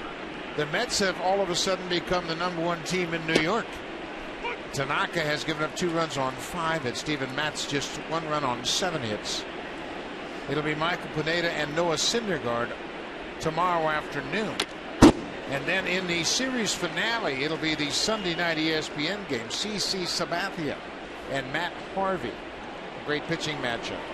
And the Yankees will play that Sunday night game before coming to Toronto for the Monday night opener of their 3-game series. Didn't they rejig their pitching staff for that series? And then for us, Adam Warren will open up against David Price on Monday night. Luis Severino, the rookie, will go up against Marco Estrada. And Masahiro Tanaka and Marcus Stroman will wrap up the season series between the Blue Jays and the Yankees on Wednesday night.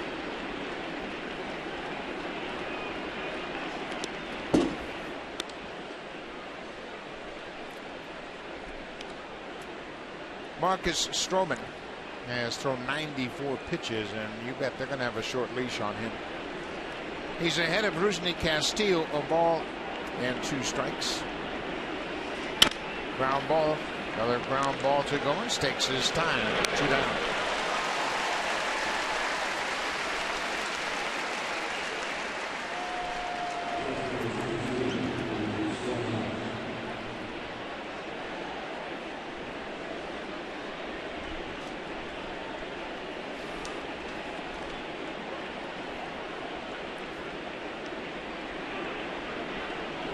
Blake Swihart has one of the 6 Red Sox hits tonight.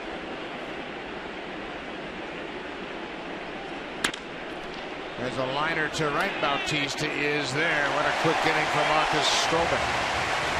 Stroman threw 7 innings here in his first start at Rogers Center. The Blue Jays have a 6-1 lead.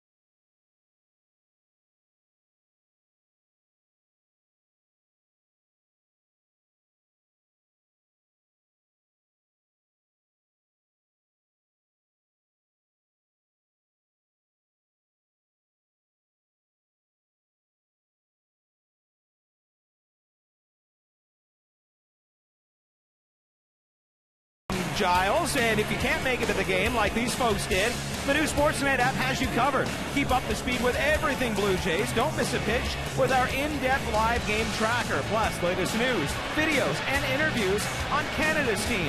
Download the new Sportsnet app today. You're biggest fans, guys. Well, we appreciate that very much. We want to thank you for that, and we know it's Ron's birthday as well. And Ron, you're on the wrong side of the sign, big boy. That's you. I know it's your birthday, but you got to get on the other side of the sign. Thank you very much for all your support, and we are just pleased and honored to be involved with the Blue Jays. It's been a great season and a lot of fun. Matt Barnes will take over for Rick Porcello. This will be his 26th appearance of this season.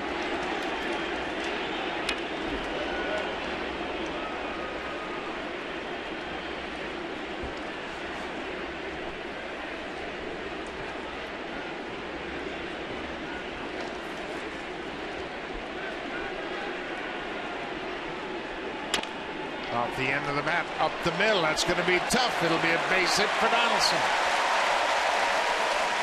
Josh Donaldson is 2 for 4. Sneaks one right over the mound. Blue Jays have had success against Barnes this year. He's thrown 4 to third inning. It's the 12th hit they've had against him. He's got a good arm.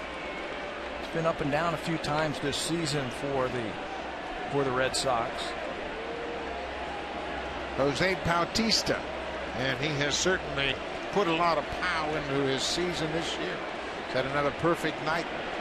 1 for 1 with a pair of walks.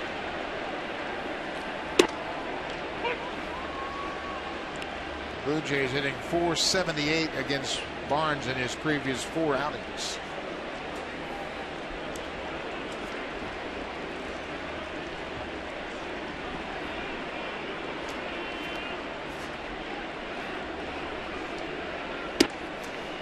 Pat, we were around the batting cage when the Blue Jays were at Fenway Park to start this road trip, and the Hall of Famer Dennis Eckersley, who does television work for the Red Sox, says, "Man, this lineup is impossible." He said, "You've got so many good hitters in your lineup." There's a high fly ball to right. Mookie Betts over into foul ground. Gets there and he makes the catch. 1 out.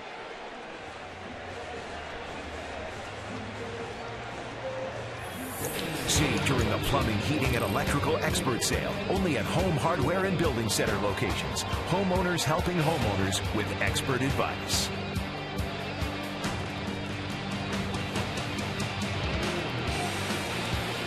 One out for Edwin Encarnacion. Donaldson singled. He's at first. But Eckersley's point was, you can have the greatest stuff all night long pitching against the Blue Jays, but sooner or later you're going to make a mistake, and it doesn't make any difference where you are in the lineup. Somebody's going to hurt you. They just wear you down. Every pitch, I don't want to say you have to be perfect, but every at-bat becomes so emotionally and mentally draining and physically draining as you try to work your way through this lineup. Once you get down to the bottom of the lineup, those guys can hurt you too. Yeah, there's so much balance in this lineup, and they've done a great job of bringing in Smoke, a switch hitter, bringing in Colabello, who's had a terrific season. Pennington, he's a switch hitter. A lot of balance in the lineup up and down. Devin Travis, we had a shot at him. He hasn't played for over a month. You and I were talking to the TV crew of the Atlanta Braves, Chip Carey and Joe Simpson, and they were marveling at this lineup, and he said, you don't have 2 of your starters in there, Tulowitzki or your DH, and they were still impressed with the lineup that the Blue Jays threw out there in Atlanta. This is popped up behind home plate. Swihart, the catcher, first baseman Shaw calls him off and makes the catch. Bautista pops out, Encarnacion pops out to the first baseman. But think about that. No Tulowitzki, no Devin Travis, no DH when the team was in Atlanta. Those are some big sticks, and they still scored a lot of runs. 6 more runs tonight. They have scored 812 runs for the season. And there is a constant baseball conversation going on that Blue Jays bench.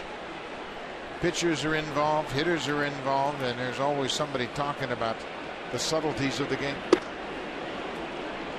Justin Smoke's had a nice night.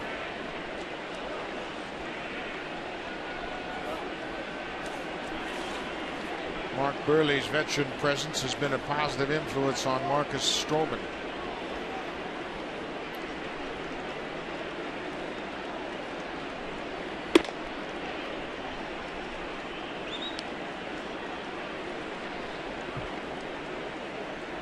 Justin Smoke, a 2-run double that came in the 4th.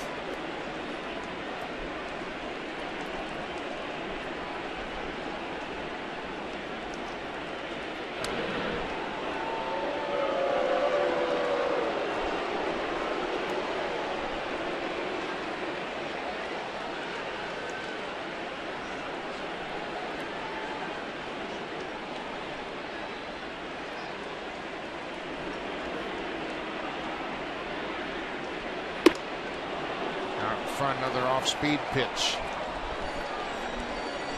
Get used to it. They might show you a fastball here or there, but they're going to be throwing change-ups and curveballs to Smoke. Here comes another one. There goes Donaldson. Swing and a miss, and the inning is over. Smoke strikes out. Barnes gives up a leadoff single and nothing more. Marcus Stroman looks like he's packing up, and he had a good night. Liam Hendriks coming on to pitch the 8th.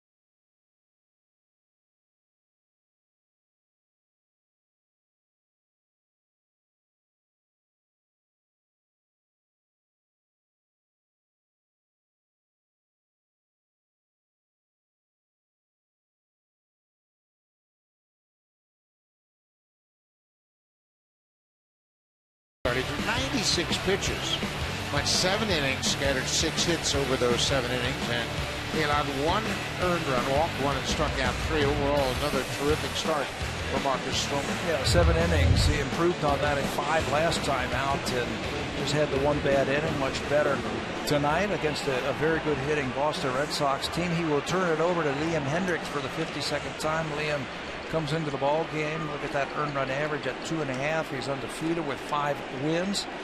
He has also thrown 59 the 3rd inning, and he has struck out 63 batters with only 10 walks all season long.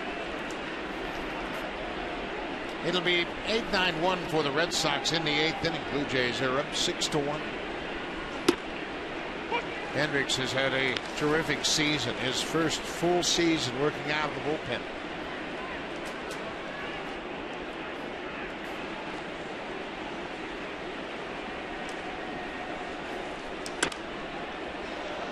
Rutledge is behind quickly, 0-2. Hendriks is pitching for the 8th time against the Red Sox. This is the 17th game these two teams have played this season. He's pitched to a .239 opponent's batting average against the Sox. 97. A lot of players around the league were saying, who is this guy? I mean, they knew Liam when he was a starter, first with Minnesota, then with Kansas City. He started some games here with the Blue Jays, and he wasn't this kind of power guy coming out of the pen for an inning, was he? Not at all. And he really has a tight breaking ball.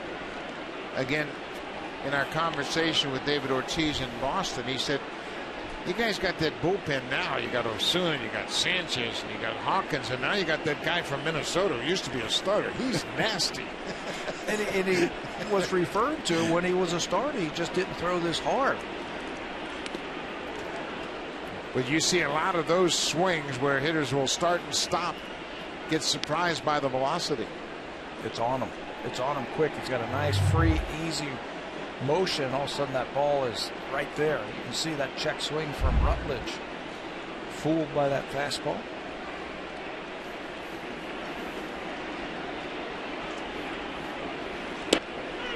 What a pitch. 98 at the knees. Hendricks taking over for Marcus Stroman, who had a terrific first start here at home. Well, we can show you all the great stuff and the great pitches, but we want to show you the emotion and the excitement. We talked about it at the beginning of the show, how this guy's excited and he gets into these types of games, and he really relishes and cherishes these types of big stages and the excitement of these big games. And he was doing it again tonight. 47,126 got to see Marcus Stroman do his thing in his first start of the season at home. Another terrific crowd.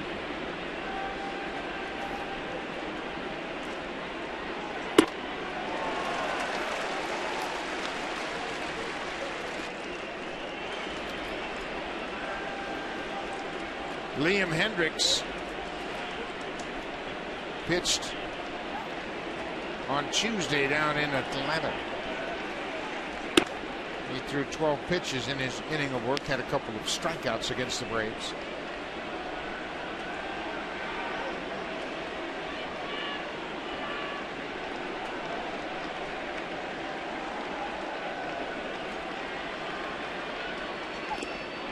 There's that hard breaking ball in the dirt. 2-2 to Jackie Bradley Jr. He has struck out twice.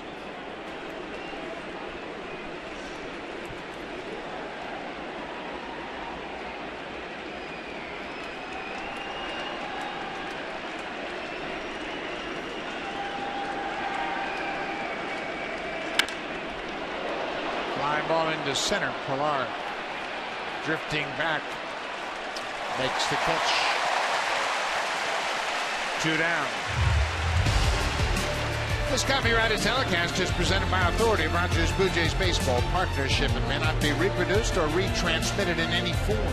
And the accounts and descriptions of this game may not be disseminated without the express written consent of Rogers Blue Jays Baseball Partnership.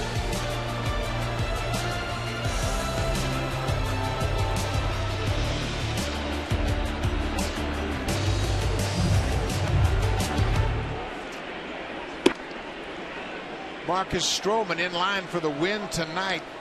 This was his 4th career start against the Red Sox. He has a 1.26 earned run average against Boston in those 4 starts. They've hit 192 against him, and his whip is .87.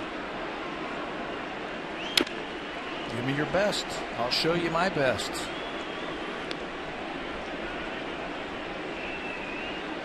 Aaron Sanchez loosening up. Looks like he's going to get some work tonight.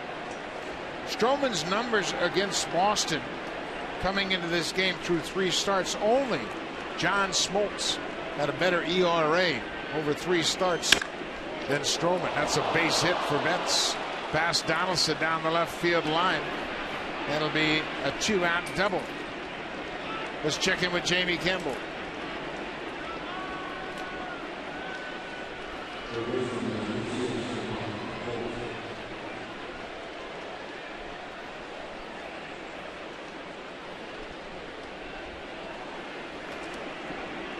Well, you got to give the Mets front office high marks. They went out and picked up Uribe and Kelly Johnson from the Atlanta Braves.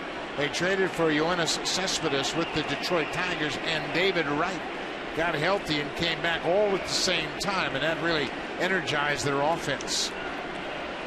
We were talking about that. Most runs in a game post All-Star game this year. The Blue Jays have the highest.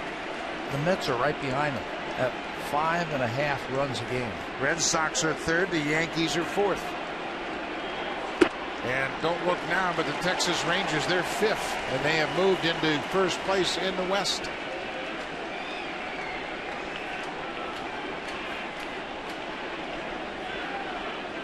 Brock Holt, the 3rd baseman, singled off Smoke's glove.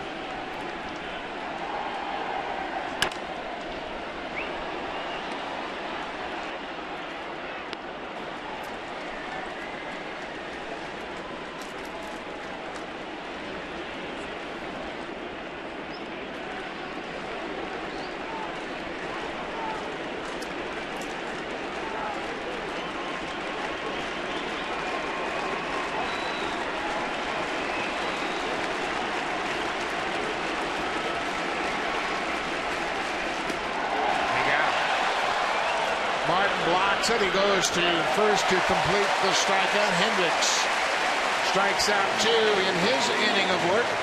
We'll go to the bottom of the 8th. It's 6-1 Blue Jays. Now time for a Blue Jays Central update. Here's Jamie Campbell and Greg Zahn.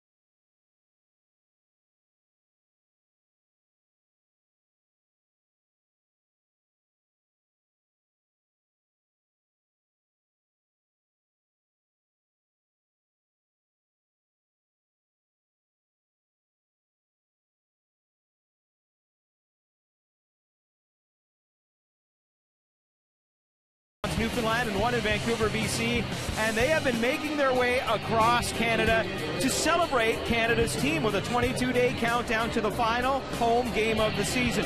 You can jump on social media, share your passion with hashtag 22BlueJays, and there's a picture of one of our vans, and that was the one that was making its way west from the East Coast, and what a lot of fun it is checking in with all the fans we have of the Blue Jays right across the country, and it has been a blast so far. Buck? Well, it'll all come to a head when they get here to Rogers Center at the end of this great trek across Canada. They will meet in the middle, if you will. We're in the bottom of the 8th inning. New pitcher in for the Red Sox is Heath Hembry. He was a trade deadline pickup from San Francisco last July for Jake Peavy. Got him for Jake Peavy. Edwin Escobar also came over here. This is his first full season with the Red Sox, and he's got a good arm. Good fastball, good breaking ball. Blue Jays have seen him in the past, and the thing about him, he's only given up 1 walk over his last 12 appearances, so with a power arm, he's got some control with it. Hembry appeared in 9 games in 2013 with the Giants, and then came over, got in just 6 games with the Red Sox last year. This is his 15th appearance, as Pat mentioned. Russell Martin singled in and scored in the 6th. Russell is 1 for 3 tonight. Hit on the ground. Bogart's near second base. 1 down. Drive of the Game is presented by the all-new 2016 Honda Pilot, proud partner and official vehicle of the Toronto Blue Jays. We have talked so much about Ryan Gowen's glove work. Well, how about the bat? He's going to take this high changeup from Rick Porcello, and he's going to bang it off the right field wall. And by the time the Red Sox run this ball down, Ryan Goins is going to have our drive of the game, which is going to be a triple with the head first slide, the dive into third base. Ryan Goins getting it done tonight. Goins has 3 triples this season. Blue Jays have 14 as a team. Ryan is 2 for 3 tonight. Drove in a run with that triple. Scored a run in the 6th on the sac fly off the bat of Cliff Pennington. The breaking ball for a strike.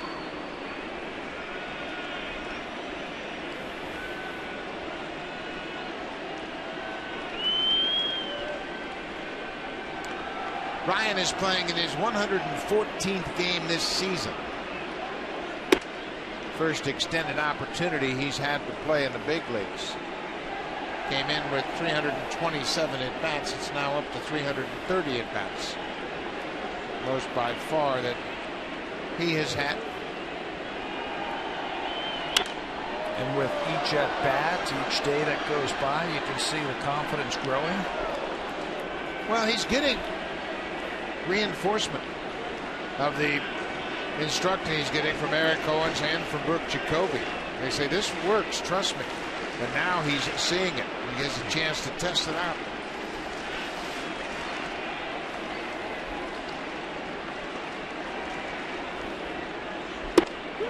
A good pitch. 97 on the corner. Embry strikes out Goins, 2 down.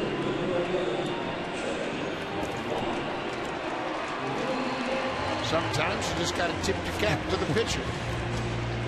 That was a pretty good pitch.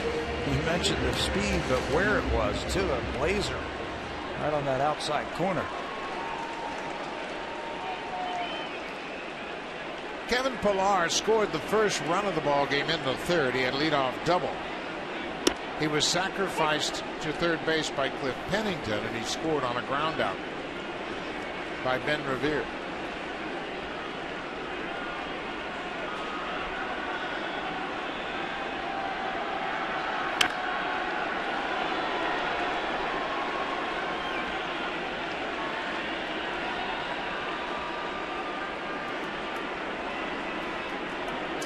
Pillar batting .262. Very respectable number in his first full season in the big leagues. Look out, Blake. The pitcher slipped on his landing foot, and he may have twisted his knee, but he lost his footing as he went to plant that landing foot. And watch where the ball ends up. There's the slip as his knee caught. It locked on him. That's what happened. His foot didn't move at all. His knee locked up on him. And it looked like it might have hyperextended that front knee when he hit the turf and the dirt area in front of home plate. You want to have that solid surface. One more time. I don't think he slips. You see, it looked like his knee just locked up on him and he bailed out. Kind of got that weight off that knee.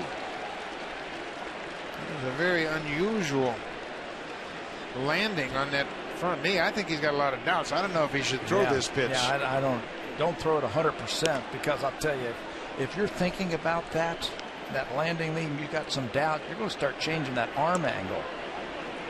I worry for him, and I worry for the batter too. Yeah, and you saw where that pitch went, and Blake Swihart, he barely got out of the way of it. But you're right, if you have any doubts in your mind, it's got to be shaky. But he says he's okay.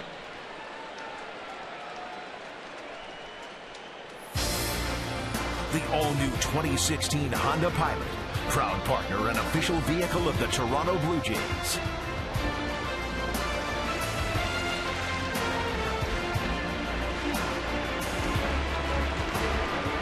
Heath Embry for a couple pitches and pronounced himself fit, so he will continue. 1 ball, 2 strikes to Kevin Pillar. Look out. That's what you're talking about. Yeah, he's got doubts in his mind, and now if I'm Kevin Pillar, I am treading very lightly in the batter's box. I mentioned that play in Minnesota once. I hit a ball off of a pitcher's fingers, and he said he was okay. The next pitch hit Joe Carter right in the face. And whenever a pitcher has those type of doubts and those problems, you worry about the guy hitting. There's a fly ball into center. Bradley Jr. is there. Pillar's retired. We will go to the 9th. First of 3 against the Red Sox, and the Blue Jays have a 6-1 lead. Aaron Sanchez coming out of the pen to wrap it up.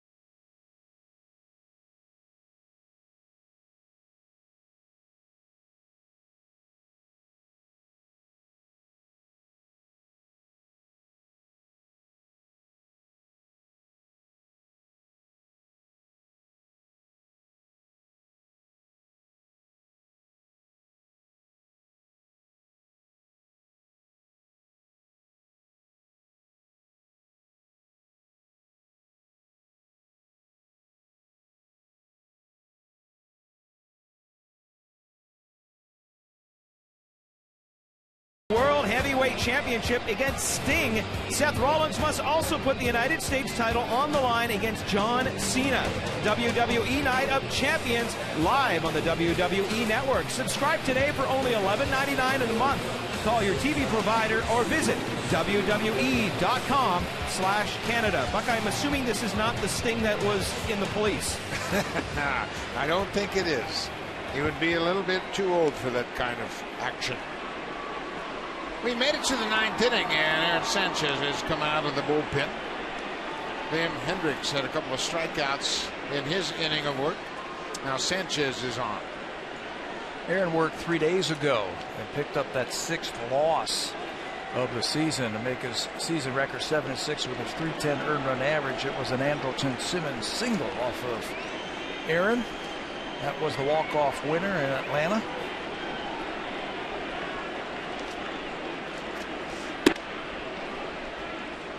Middle of the order for Boston, Bogaerts, Ortiz, and Travis Shaw.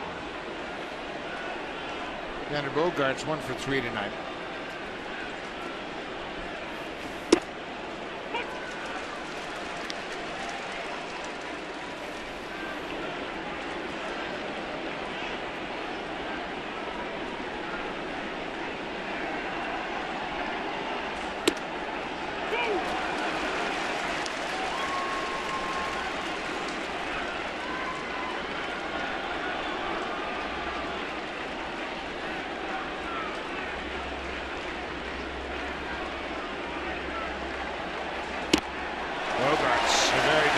Swing, he strikes out.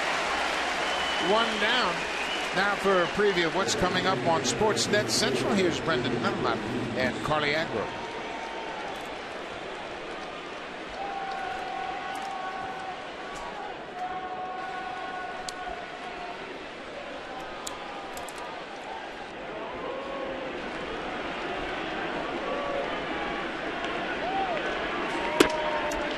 Thank you very much, Brendan. That's all going to come up right after this game, so make sure you stay tuned for Sportsnet Central. They'll be breaking down the Yankees, of course, who trail the Mets 4-1, bottom of the 8th. Kansas City and the Tigers are tied at 1. They, too, are in the 8th. It's the top of the 8th in Detroit. Verlander and Cueto, the starters in that ball game. Of course, that has significance for the Blue Jays for the best record in the American League. Verlander into the 8th.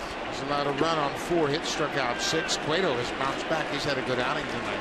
He gave up a run. Allowed just 1 run on 7 hits. I think that was in the 1st inning. He gave up a run on a Miguel Cabrera base hit. Kansas City scored in the 5th, and they are now in the top of the 8th. David Ortiz behind Aaron Sanchez, 1 and 2. That's going to be a base hit. Ortiz hits it off the end of the bat. Playing him in the shift. A little squiver up the 3rd baseline. Well, that will make up for the line drive he had back in the 6th inning where he lined right out to Ryan Goins in the shift. And that's Gibby giving the sign to play behind the runner. That run doesn't mean anything.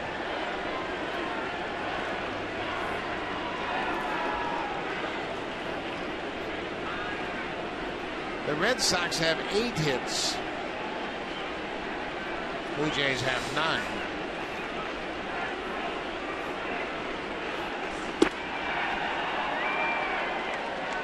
Blue Jays have turned 2 double plays tonight.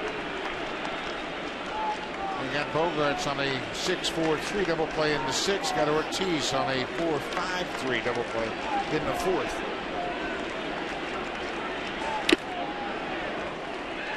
Well, they got the right pitcher on the mound, I think, if they're going to end this on another ground ball double play. Sanchez's fastball is as good as anyone's, and the movement on it is the same. Tough to get the ball in the air against Aaron.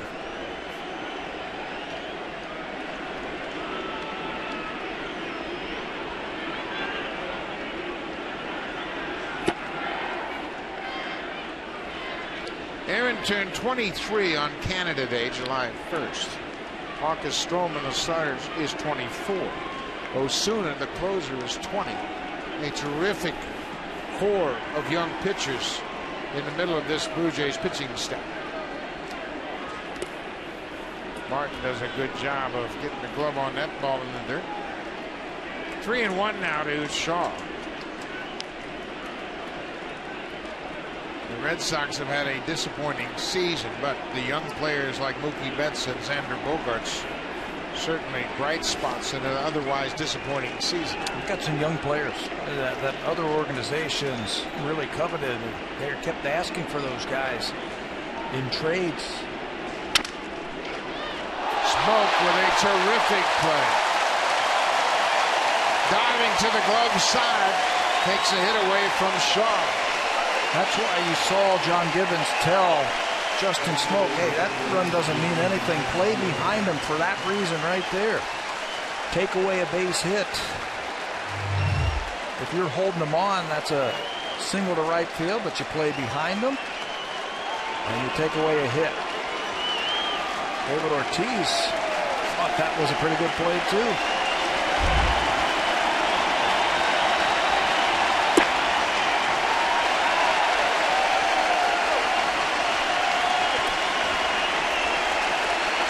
$47,126.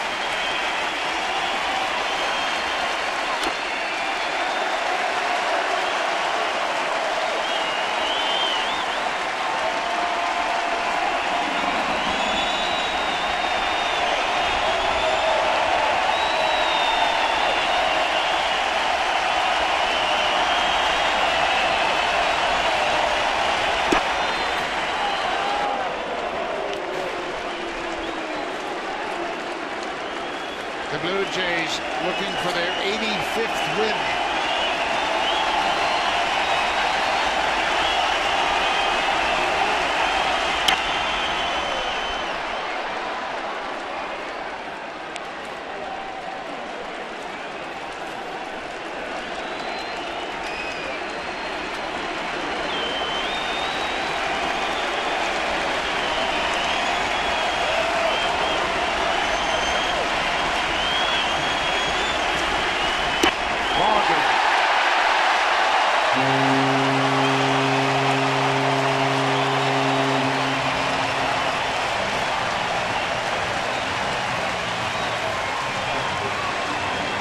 The Blue Jays take game one of this three-game series. They move 4 games ahead of the Yankees in the AL East.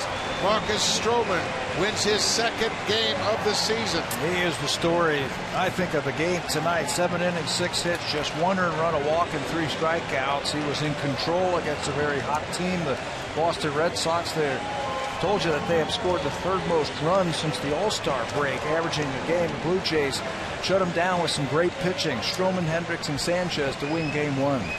Tonight it was Justin Smoke with the big bat, complimented by Ryan Goins. Cook Pennington and Ben Revere drove in a couple of runs. 6-1 Blue Jays. We'll see you tomorrow afternoon. Thanks for watching. Stay tuned. Here's Sportsnet Central.